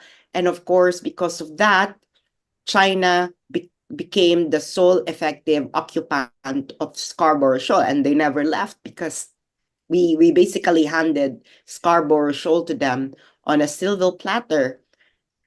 Adding insult to the injury, the United States never admitted that there was such a deal, and China also denied. And it is only Filipino officials who are saying that China reneged on the deal when in fact there was no such deal at all. And of course, the United States never stopped the building of artificial islands of China, despite releasing Twitter posts and some statements of officials against it. And if you can remember, President Duterte publicly told the United States if they see it as a threat, why they didn't stop the building of artificial islands. The US has no intention in stopping China from doing all these things in what we call the West Philippine Sea, because, by letting China accomplish these series of fait accompli, the Philippines will be in a state of permanent crisis with China, hence in a relationship of perpetual enmity. It is the narrative. Remember the narrative being propagated by mainstream media, and of course by a lot of rabid anti-China hawks in the government. The narrative is China stole these from us, hence we need the US to help us get them back. Okay, that is the narrative. But of course, the Philippines will never get them back because the United States position, long-standing position on the territorial disputes in the South China Sea is neutral. It is neutral. And of course, there are other claimants there. We have Vietnam, we have Malaysia, and of course, Taiwan. That the claim of the Taiwan government and Beijing are the same because it is the Chinese claim, which started in the 40s. Next, another lesson that we can learn from the US military disinformation campaign is how the US military launches its propaganda. The US military propaganda has prevented as well any joint development efforts between the Philippines and China. The earliest time that there was a joint development projects there was the Joint Seismic Mutual Understanding, or the JSMU, between the Philippines, Vietnam, and China during the Arroyo administration. When I interviewed the former President Arroyo, in my show in SMNI called Statecraft, the interview was way back in 2021, I asked Mrs. Arroyo what was the US position on that joint understanding. And President Arroyo has told me that US bureaucrats, it is the US bureaucrats, the lower-ranking bureaucrats, who have been objecting to the joint venture because she asked then US President Bush about why the low-level bureaucrats of the United States were preventing or against the joint seismic mutual understanding between the Philippines, Vietnam, and China. And President Arroyo told me that President Bush told her why that he was surprised that they were against basically a research project. So as we can see there, the US president is not really the most decisive actor in US foreign policy. It is really what they call the deep state, in which these bureaucrats are part of, because these are career officials. So they help implement the long-term strategy of the United States, especially security strategies. And as we can see here, they were against a research project. For a US president, he couldn't see any reason why they would be against a research project between China, Vietnam, and the Philippines. And they are against it because it will build confidence and trust among these parties, and it would lead eventually to the resolution of the South China Sea conflict. But it is not what the United States want, because if there is no conflict, then the Philippines will no longer need the United States, and the United States will no longer have any reason why they would have permanent US military bases again in our country. So if the Philippines and China successfully forged joint partnerships, ventures, and developments, their relationship will be transformed from rivalry to partnership, as they have both stake in making the cooperative arrangement in the South China Sea work. The alternative to that is perpetual enmity of a zero-sum game between the Philippines and China, which the United States wants. Just ask yourselves, how many times the United States initiated, again, how many times the United States initiated any diplomatic talks between the Philippines and China? None. The US will never back up the territorial sovereignty claim of the Philippines, because that would mean being against not just with Chinese mainland, but also with Taiwan, which has exactly the same claim as Beijing. And of course, it will never go against Vietnam. It will never go against Malaysia. It is absolutely idiotic to think that the US will go against any of these countries for the sake of the Philippines. Thus, the US will keep on encouraging Filipinos to pursue absolutely unrealistic goals by keeping them in that state of hope that they could achieve these goals with US help. The Philippines will be stuck in a permanent crisis with China, which the US will use to justify its temporarily permanent military presence in the Philippines, which is nothing but for the sake of Taiwan, which is also a territorial rival of the Philippines. The US military propaganda will always undermine any diplomatic efforts of the Philippines with China. How many times our Foreign Affairs Secretary had any high-level meeting with its counterparts in Beijing in the last 2 years? By preventing any meaningful exchange with China, the US creates the perfect condition for paranoia. Fear of something you don't understand, and you cannot understand something unless you have meaningful engagement with it. Just for your information, Lazaro, Undersecretary of DFA, is here actually in Beijing. I don't know if you guys know it.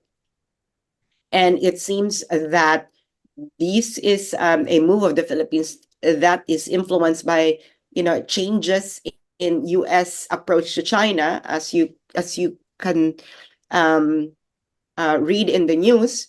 There have been a series of high-level talks between Chinese officials and American officials after US National Security Advisor Jake Sullivan went here, and they came here in Beijing. The other day, the theater commanders of China and Indo-Pacific Theater Commander of the United States had a video call on which is meant to increase mutual understanding between the two militaries, and of course, ease tensions. So the visit of Lazaro came after those series. So as we can see, how whatever the United States does, the Philippines would follow.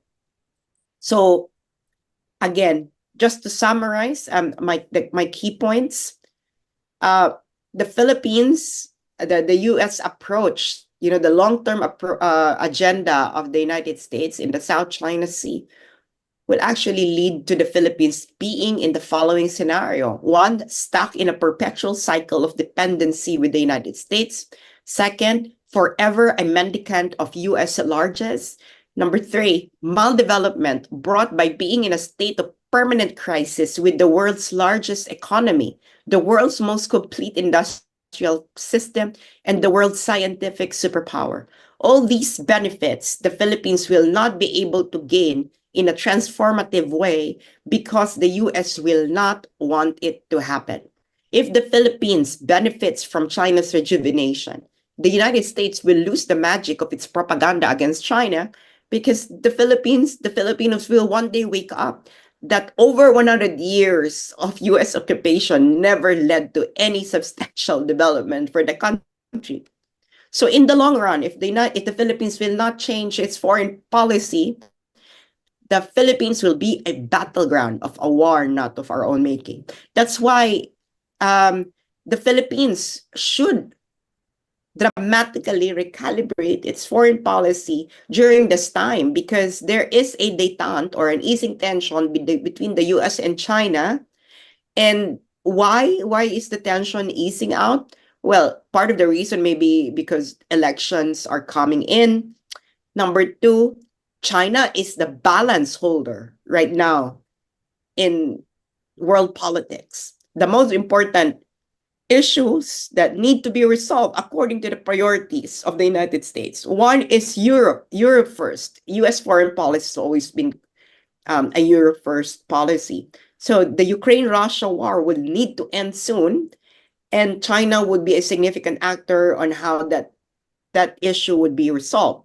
So the US and the collective West needs China to actually side a bit to the interests of Western powers. So that's why they are courting China again in these crucial times. And then the second issue would be the Israel-Palestine issue. And again, China would be a decisive actor on how that would turn out. This South China Sea issue is just a pawn of the United States in order to nudge a bit the strategic interests of China towards Western countries. So to end this, joint development with China is the only realistic goal for the Philippines. This transforms the relationship of China and the Philippines from a relationship in perpetual crisis into a collaborative relationship. Of course, this will not be accepted by the Philippines, by the United States. However, it is up to the real sovereign of the Philippines, the Filipino people, to determine the fate of the relationship with China. Is it permanent crisis or permanent cooperation? Thank you.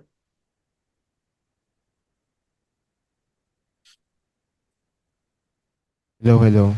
Thank you, Sass, for that detailed explanation on why the Philippines needs to recalibrate its foreign policy.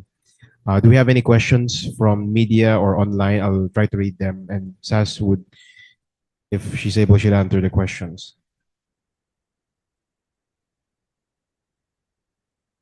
Do we have any questions in Zoom?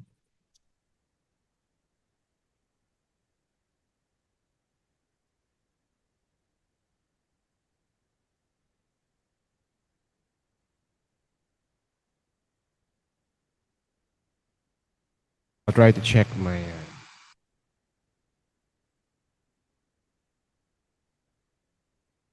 Oh, okay. This question is addressed to Sass. Is the recalibration of Philippine foreign policy possible under the Marcos Jr. administration, or does it mean a regime change or a new president, or would only be that possible? Well, I think it is possible as well under this administration, but the recalibration would be slow because they have interests as well in the Western countries. But we have to take these détente between between the collective West and China. We have to take this window of opportunity to recalibrate. We don't know how long the détente between the collective West and China will last, but as long as possible, we have to recalibrate. Is it possible under the BBM administration? Well, they have no choice but to recalibrate because the United States will not tolerate and will not support any adventurism in the South China Sea during this period of détente. So we might see tensions flaring up there every now and then, especially on the road to resolving the Ukraine-Russia conflict, because they want leverage against China. So that's why we're going to be used as a pawn in this larger geostrategic agenda of the United States, and chief of which is, of course, the Ukraine-Russia conflict. And a regime, of course, a regime change could speed it up, especially if the regime that would replace him is not the Yellows, and it's not, of course, Romualdez. No, because if there's going to be a regime change and they're going to be the ones who are going to replace BBM, then we would have the same. We would still be stuck in the same permanent crisis cycle with China. So the only way for these to change is for the Filipino people themselves to actually shut out their interests. Because U.S. Filipino politicians are very sensitive to the interests of the Filipino voters. Okay, so I think the very first people who need to recalibrate their thinking are the Filipino people, and the regime could follow, but of course they might disregard the interests of the Filipino altogether, and pursue their own personal interests.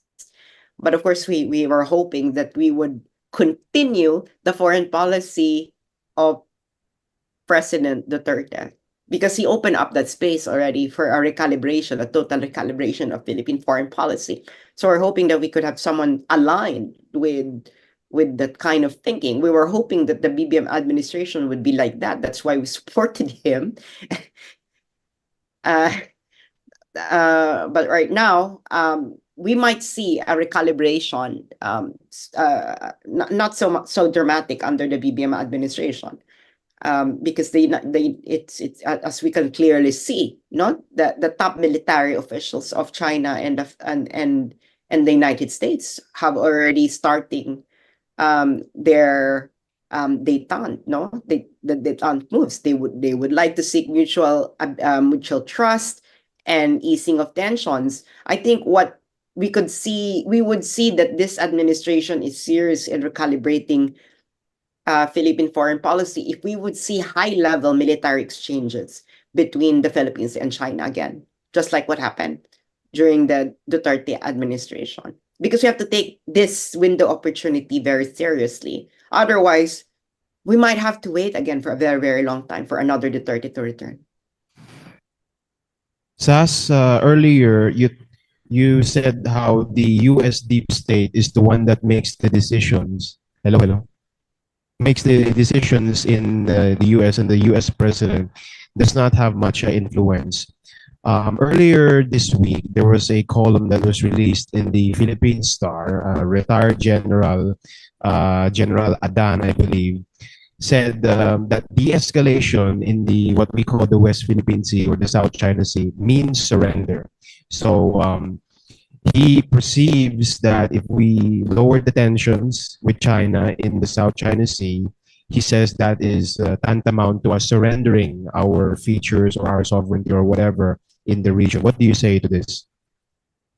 I think what he's saying is not historically informed, and of course, it's a strategically bankrupt statement. With all due respect to the retired general, but if he can still remember, we had a dispute before with the Taiwan province in the north concerning our overlapping exclusive economic zones. Remember the time that the Philippine Coast Guard was killed a Taiwan a fisherman from the island of Taiwan, who the Philippine Coast Guard thought or judged to be trespassing into the exclusive economic zones of the Philippines. But that exclusive economic zones was actually overlapping with the island of Taiwan.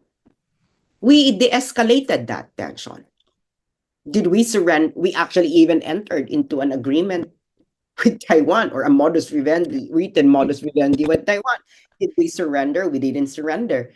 The good retired general must have forgotten that we have this de-escalated with Malaysia when it comes to Sabah for over 40 years now. And it was actually, if you're going to go back to the diplomatic archives of the United States, it was actually the United States and ASEAN countries, some countries of the Association of Southeast Asian Nations. They were actually the ones who pressed the Philippines to press the United States to tell the Philippines to de-escalate. So we de-escalated in terms of Sabah. We de-escalated with Vietnam.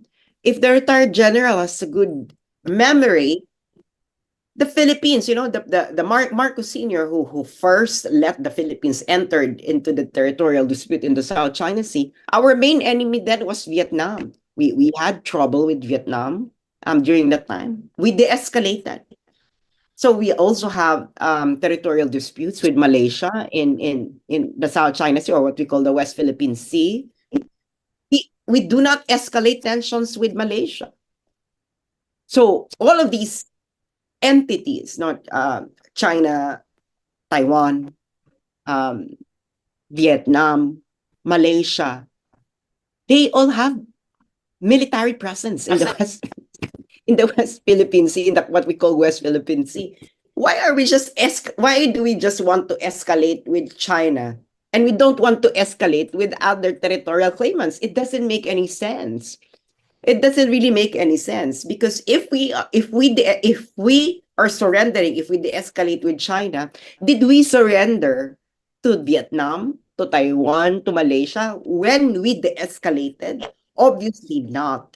So again, this retired general, maybe he's hoping for a war.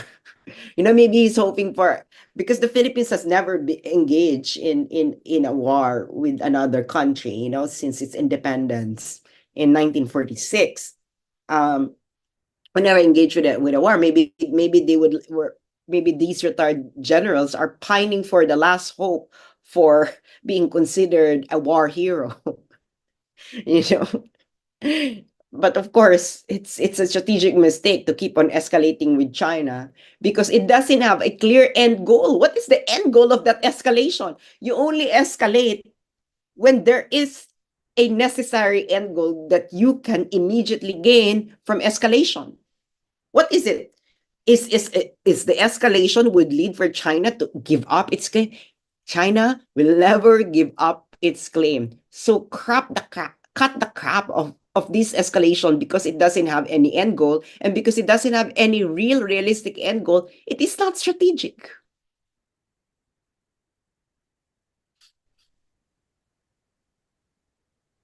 Hey, good morning, Ma'am Sass.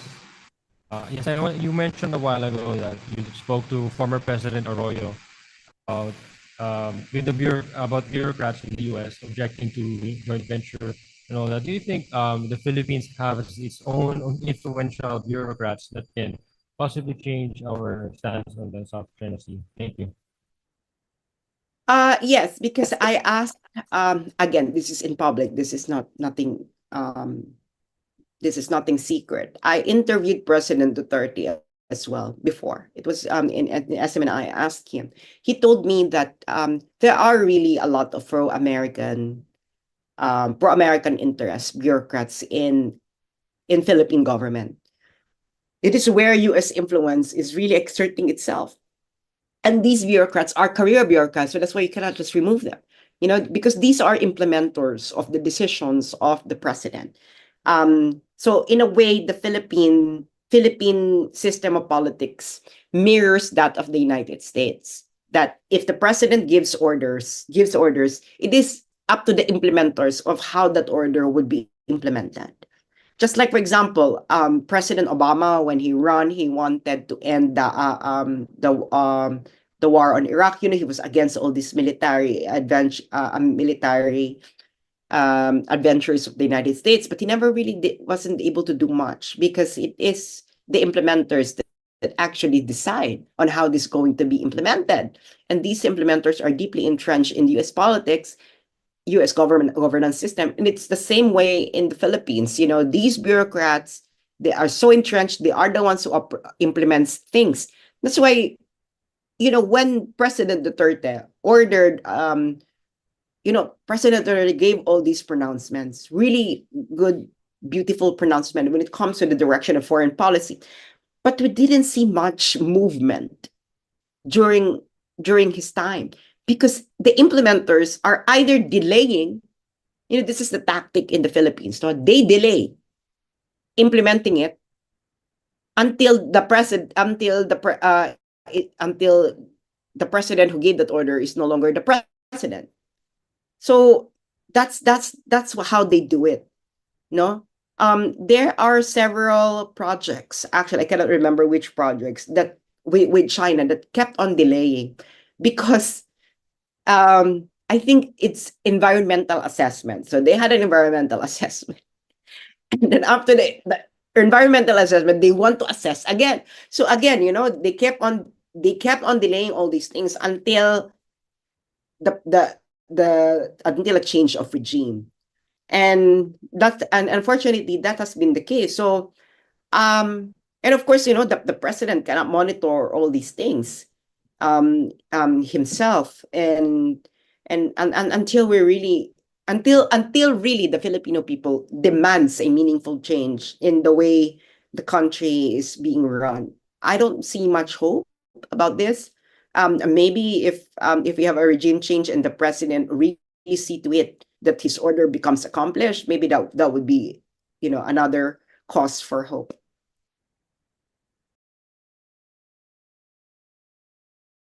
That the DFA's Lazaro is in Beijing for the 11th bilateral consultative mechanism. In a very recent post, you talked about the situation Sabina Shoal, and according to the DFA, there were frank discussions on Sabina Shoal, but no resolution was reached like what was reached in Ayungin Shoal the previous month. You mentioned that you were a consultant to Bongbong Marcos for foreign policy a few years ago. What advice would you give to him so that he does not lose Sabina Shoal, just like what the former President Aquino did in losing Scarborough Shoal? What was your advice to him? Well, my advice is really joint development. So, because you see, joint development implies joint administration. Of course, you cannot have joint development if you have joint administration. It's impossible. So when you have joint development, you have joint administration, in the long run, you change the system. Okay? Because there's no more sense if you're going to claim absolute sovereignty because you have been jointly administering the place for a very, very long time. So because that's how international system works. State practice changes international relations. So right now, the Philippines is stuck. The Philippines is gravely stuck in 19th century thinking about territorial disputes, that you have to have 100% administration or 0%. So it's a zero-sum game. But China has been offering joint development since 1980s under Deng Xiaoping to then President Corazon Aquino. And the Philippine government never really takes this seriously. It has been like over 30 years, my God.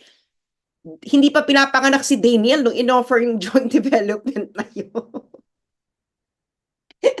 Hindi pa pinapanganak si Daniel. Can you imagine? Nagliligawan pa lang ata yung parents ni Daniel nung panahon na yan.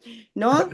And until now, it is the position of China. My Chinese professor been asking me, what does the Philippines want? The Chinese foreign policy on South China Sea is really shelve sovereignty and pursue joint development. It's not even included in the red line. So do not push China to include the South China Sea disputes into the red line, So there is that offer. It is still the Chinese foreign policy, shelve sovereignty, pursue joint development. So just pursue it because you cannot,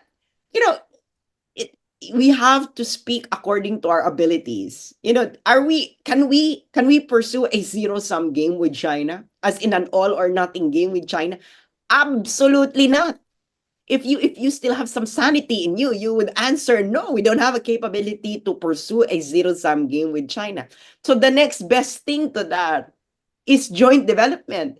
And see how this joint development will actually transform the international system, especially in the South China Sea. As I've said, state practice changes the international system. So a decade or several decades of joint administration would actually really shelve the sovereignty issue and would actually forge a different kind of system in the South China Sea, perhaps something similar to the to the Treaty of Antarctica. No, that no country actually has sovereignty over Antarctica, but they actually jointly administer Antarctica. Oh, if I may share something there on that point, I think if wala. Sige. One of the factors why the joint development concept is not being pursued is the obstructionism of a private corporation, which is led by Manny Pangilinan, who even offered Spratlys to China in exchange for the Reed Bank sole development by Forum Energy. So we should keep that in mind. And that is the main factor why the Philippines cannot go back to what President Marcos Sr. did, no? Negotiate with China, achieve win-win solutions. It was President Marcos Sr. who recognized China and normalized relations with the People's Republic of China. Yes, go ahead, Sass. Go ahead, Sass. Well, I agree with that comment, Dong. But the thing is, during the Duterte, I actually have documents here. I don't know when I can release this. There have already been negotiations going on during the Duterte administration. And of course, ang involved is yung company ni Pangilinan. You know, maybe I will release it. But the thing is, there are people in the government of the Duterte administration who is against it. But why they're against it? Because they want a G2G setup, government to government. Because it is the wise thing to do for the Philippines to have a G2G relations on oil explorations, actually even in other minerals, you know, because look at what happened to Malampaya. How much did the Filipino people earn there? Actually, the private oil corporation, Chevron and Shell, didn't even pay back taxes of couple hundred billions. Hindi pa nabawi kasi sabi kasama na raw sa royalty. So if this is, ako talaga, no, I'm pushing for a G2G setup in kahit dyan lang sa South China Sea, no? Para all the benefits go directly to the Filipino people. Kaya tama to sa komento ko. Ang talagang isa sa malaking balakid dyan, yung mga kapitalista dyan, yung mga oligarko dyan, because they want to benefit. You know, kaya nga, itong nangyayaring ito, they would like Filipino to die, ordinary Filipinos to die, but they would like to enrich themselves in the process. Again, this is just hate China for the poor, but make money with China for the rich. As simple as that. Can you imagine? It is a company of Pangilinan who've been negotiating with China about oil exploration. No, ako talaga, no, hello, Madam Sara, kung nakikinig ka sa akin, scrap this and do a G2G setup. Government to government. Meron naman tayong Philippine National Oil Corporation, no? PNOOC and then CNOOC directly. And then all the, di ba 60-40, di ba kasi sinaparatingin nila, gusto nila 60-40, 60-40. And may offer naman gano'n ng China. But the thing is, if it's an oligarchic private interest, it's going to be 40% for the Chinese, for China, 60% for the oligarchic interest. That's the real meaning of 60-40. So pwede ka mag 60-40, but make it G2G, you know, directly to the treasury, to the national treasury ang kita. Hindi na mag-filter through pa sa pocket ng mga kapitalismo, mga oligarkong ito. Again, study what happened to Malampaya. The Malampaya was pursued in the hopes that it would lead to the development of Palawan. Did it lead to the development of Palawan? Mauubos na yung langis sa Malampaya. Hindi pa ata nakaranas ng ginahawa ang Palawan. Also, earlier at the start of the discussion, I brought up the problem of the mainstream media being very impartial, being very partial for the interests of the US. And I mentioned GMA7 and Felipe Gozon. They also have those interests in connection with the Sagittarius mining. So it's really also not just the US, but the Philippine oligarchy itself as part of the problem. But there's a question here from the audience, Madam Sass, from Loreto Makalingkad. I'm reading it because Nani cannot read behind him. Anyway, sabi ni Loreto Makalingkad, how is it that some people can see through the bullshit and our president cannot. Can you respond to that, Madam Sass? Well, it's money. As simple as that. It's money.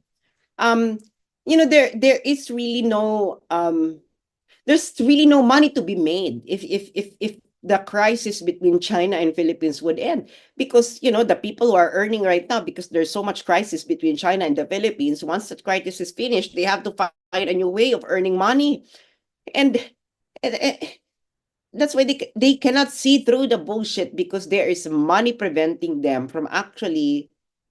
They can see the bullshit, but they don't want to accept that it is bullshit, because there is money going circulating around for them to keep on playing this bullshitry game. Kamentong? Napakasimpleng bagay ito. Siguro kahit i-explain natin ito sa 5 years old, no? Kamentong maiintindihan nila. Like for example, merong mga nagpapakalye survey, no, tinatanong sila kung gusto nila makipaggera sa China over the West Philippine Sea. You can see the ordinary people says no. Dahil nakikita nila na walang benefit na makukuha dyan, at sila rin naman ang isasalang dyan, no? Yung mga mahihirap din naman ang unang isasalang dyan. So they know, they can see through this, but the top officials cannot, because again, the US, this is how I put it, Kamentong, no? The US is using the Philippines as a pawn, and our oligarchs, who have oil interests there in the South China Sea, are also using the Philippines as a pawn for their personal interest. Foreign policy, a French intellectual once said, foreign policy is largely one of the last remaining bastions of the playground of oligarchs. And this is especially true in the Philippines. And unfortunately, until we remove all these interests, no, in foreign policy, I don't think that we can see the light of day, unless, of course, lalo na magkadugtong yung Philippine oligarchy and US interests, Kamentong, no? This is a historical relationship with them. The same oligarchs na namayani nung panahon ng American occupation are the same oligarchs right now pushing for the American interest. So until the Filipino people wake up themselves, no, and until we have another kind of Duterte leadership, na I hope na merong political will at mga bata-bata pa, kasi nga matanda na si Digong noon, wala na siya masyadong energy, no? And maybe we could see a different light. Well, if I may, Danny, bring up another question. Earlier in the discussion, at the very, very early first hour, I raised the issue of the Philippine Star publishing a series of articles on influence operations, which included our think tank's name, and also included you, Madam Sass Rogando, Ana Malindogoy, and even Manila Times, and Bobby Tiglao, of course. No, have you followed those items and news items? And if you have, do you have any reaction to it? Well, I consider it as a badge of honor to be named in this US-funded reports, no? Ako, ang nakikita ko dito, Kamentong, no, Daniel, and the rest of you, can you imagine, ako kasi 6 times akong pinangalanan dun sa report na yun, sponsored ng US8, Kamentong, no? Ang iniisip ko na lang, you know what, we are so few. There are very few of us who are actually speaking out. Ikaw, Kamentong, si Daniel, ako, si Professor Ana, sino pa ba yun? Si Bobby Tiglao. This is not even an organized group. These are only people posting on Facebook. And then they are so concerned. They are so concerned about these people. Okay? Pinangalanan nila, of course, kasama tayong lahat dyan. Kita mo naman yung pati nga yung think tank ni Kamentong, hindi naman sa pang-iinsulto Kamentong, no? Wala pa nga atang physical office yan. Wala pa nga atang physical office yung think tank ni Kamentong. Wala rin budget yan, no? Hello? Nung nasa Pilipinas ako, nung umaattend ako ng mga ino-organize nila Kamentong, nagre-raise pa yan ng fund para lang meron akong pang-grab. Kaya nga iniisip ko, why are these people so concerned about us? And the only thing na nakikita ko dyan, Kamento, ay ito. Because they know na yung mga pinagsasabi nila ay mali. And we are touching on their nerves because nakikita nila na namumulat yung mga Pilipino. Unting-unting namumulat yung Pilipino sa ginagawa natin. And yan ang kanilang kinakatakot. Kaya nga, di ba, i-attach ka na lang, pro-China ka, pro-China ka, pro-China ka, di ba? Na parang iniisip ko naman, o ano naman ngayon, di ba? Ano naman ngayon, against whom? As against the United States? Oh my God, that would be a badge of honor, no? To be tagged as pro-China. Pero yun na nga, kakaunti na lang tayo, gusto pa nila tayong dikdikin. Hindi mo didikdikin ang mga taong irrelevant naman at inconsequential. So maybe Kamentong, despite na ating ragtag team, no, ang ating mga kapos sa budget na mga ganitong proceedings, takot sila. That is all there is to it. And takot sila because they know that they cannot win, a public debate na kaharap tayo, they will not be able to do that. Di ba, naalala mo nung panahon ni Duterte, di ba? Pinaunlakan ko pa si Darian na makipag-debate with me. But now they cannot do that anymore. Hindi ba? Because ayaw nga nila di ba? Kaya ngayon, they have the power, they're enjoying people na walang kumukwestiyon sa kanila because that's the only way that they could thrive, Kamentong, when there's no one questioning them. Dahil nga napakasimpleng bagay nito Kitang-kita ito ng ordinaryong mamamayan na mali itong direksyon na tinatahak ng foreign policy ni Bongbong Marcos. And tayo, we just so happen so vocal about it at matapang tayo, we have the courage to do that. So ngayon tayo ang inuusig. I think, parang tinatry tayong pitik-pitikin kung matatakot tayo. Pero, hello naman, ang tagal-tagal natin itong ginagawa. Ngayon pa ba tayo matatakot? Well, Danny, by the way, Sass, we have two Danny here, no? Daniel Long and Daniel Hugo Santos. So our youth is growing while our aged seniors are slowly preparing to fade away. But anyway, Osman Zin says here, Sass is awesome, really learned a lot. So we have to end earlier today because our technician, attorney-to-be Joshua Pasion, has to attend class in the University of the Philippines. So maybe one or two questions if there are some more. Danny, back to you. Yeah, just a final question from me. I know you are not a stranger to this, and I think I saw an old interview of you and former President Duterte that the Dutertes are not afraid of being criticized. In fact, they welcome fair criticism. Recently, VP Sara, after being hounded by the Yellows and the Marcos people of her so-called silence in the so-called West Philippine Sea issue, she finally made a statement in the last budget hearing on the issue, where she said that quote, as Filipinos, we all agree that our claim is firmly anchored on UNCLOS, but also she added the 2016 arbitral award. What is your reaction to VP Sara's statement that that the Philippines claim is quote firmly anchored on the 2016 arbitral award? Thank you.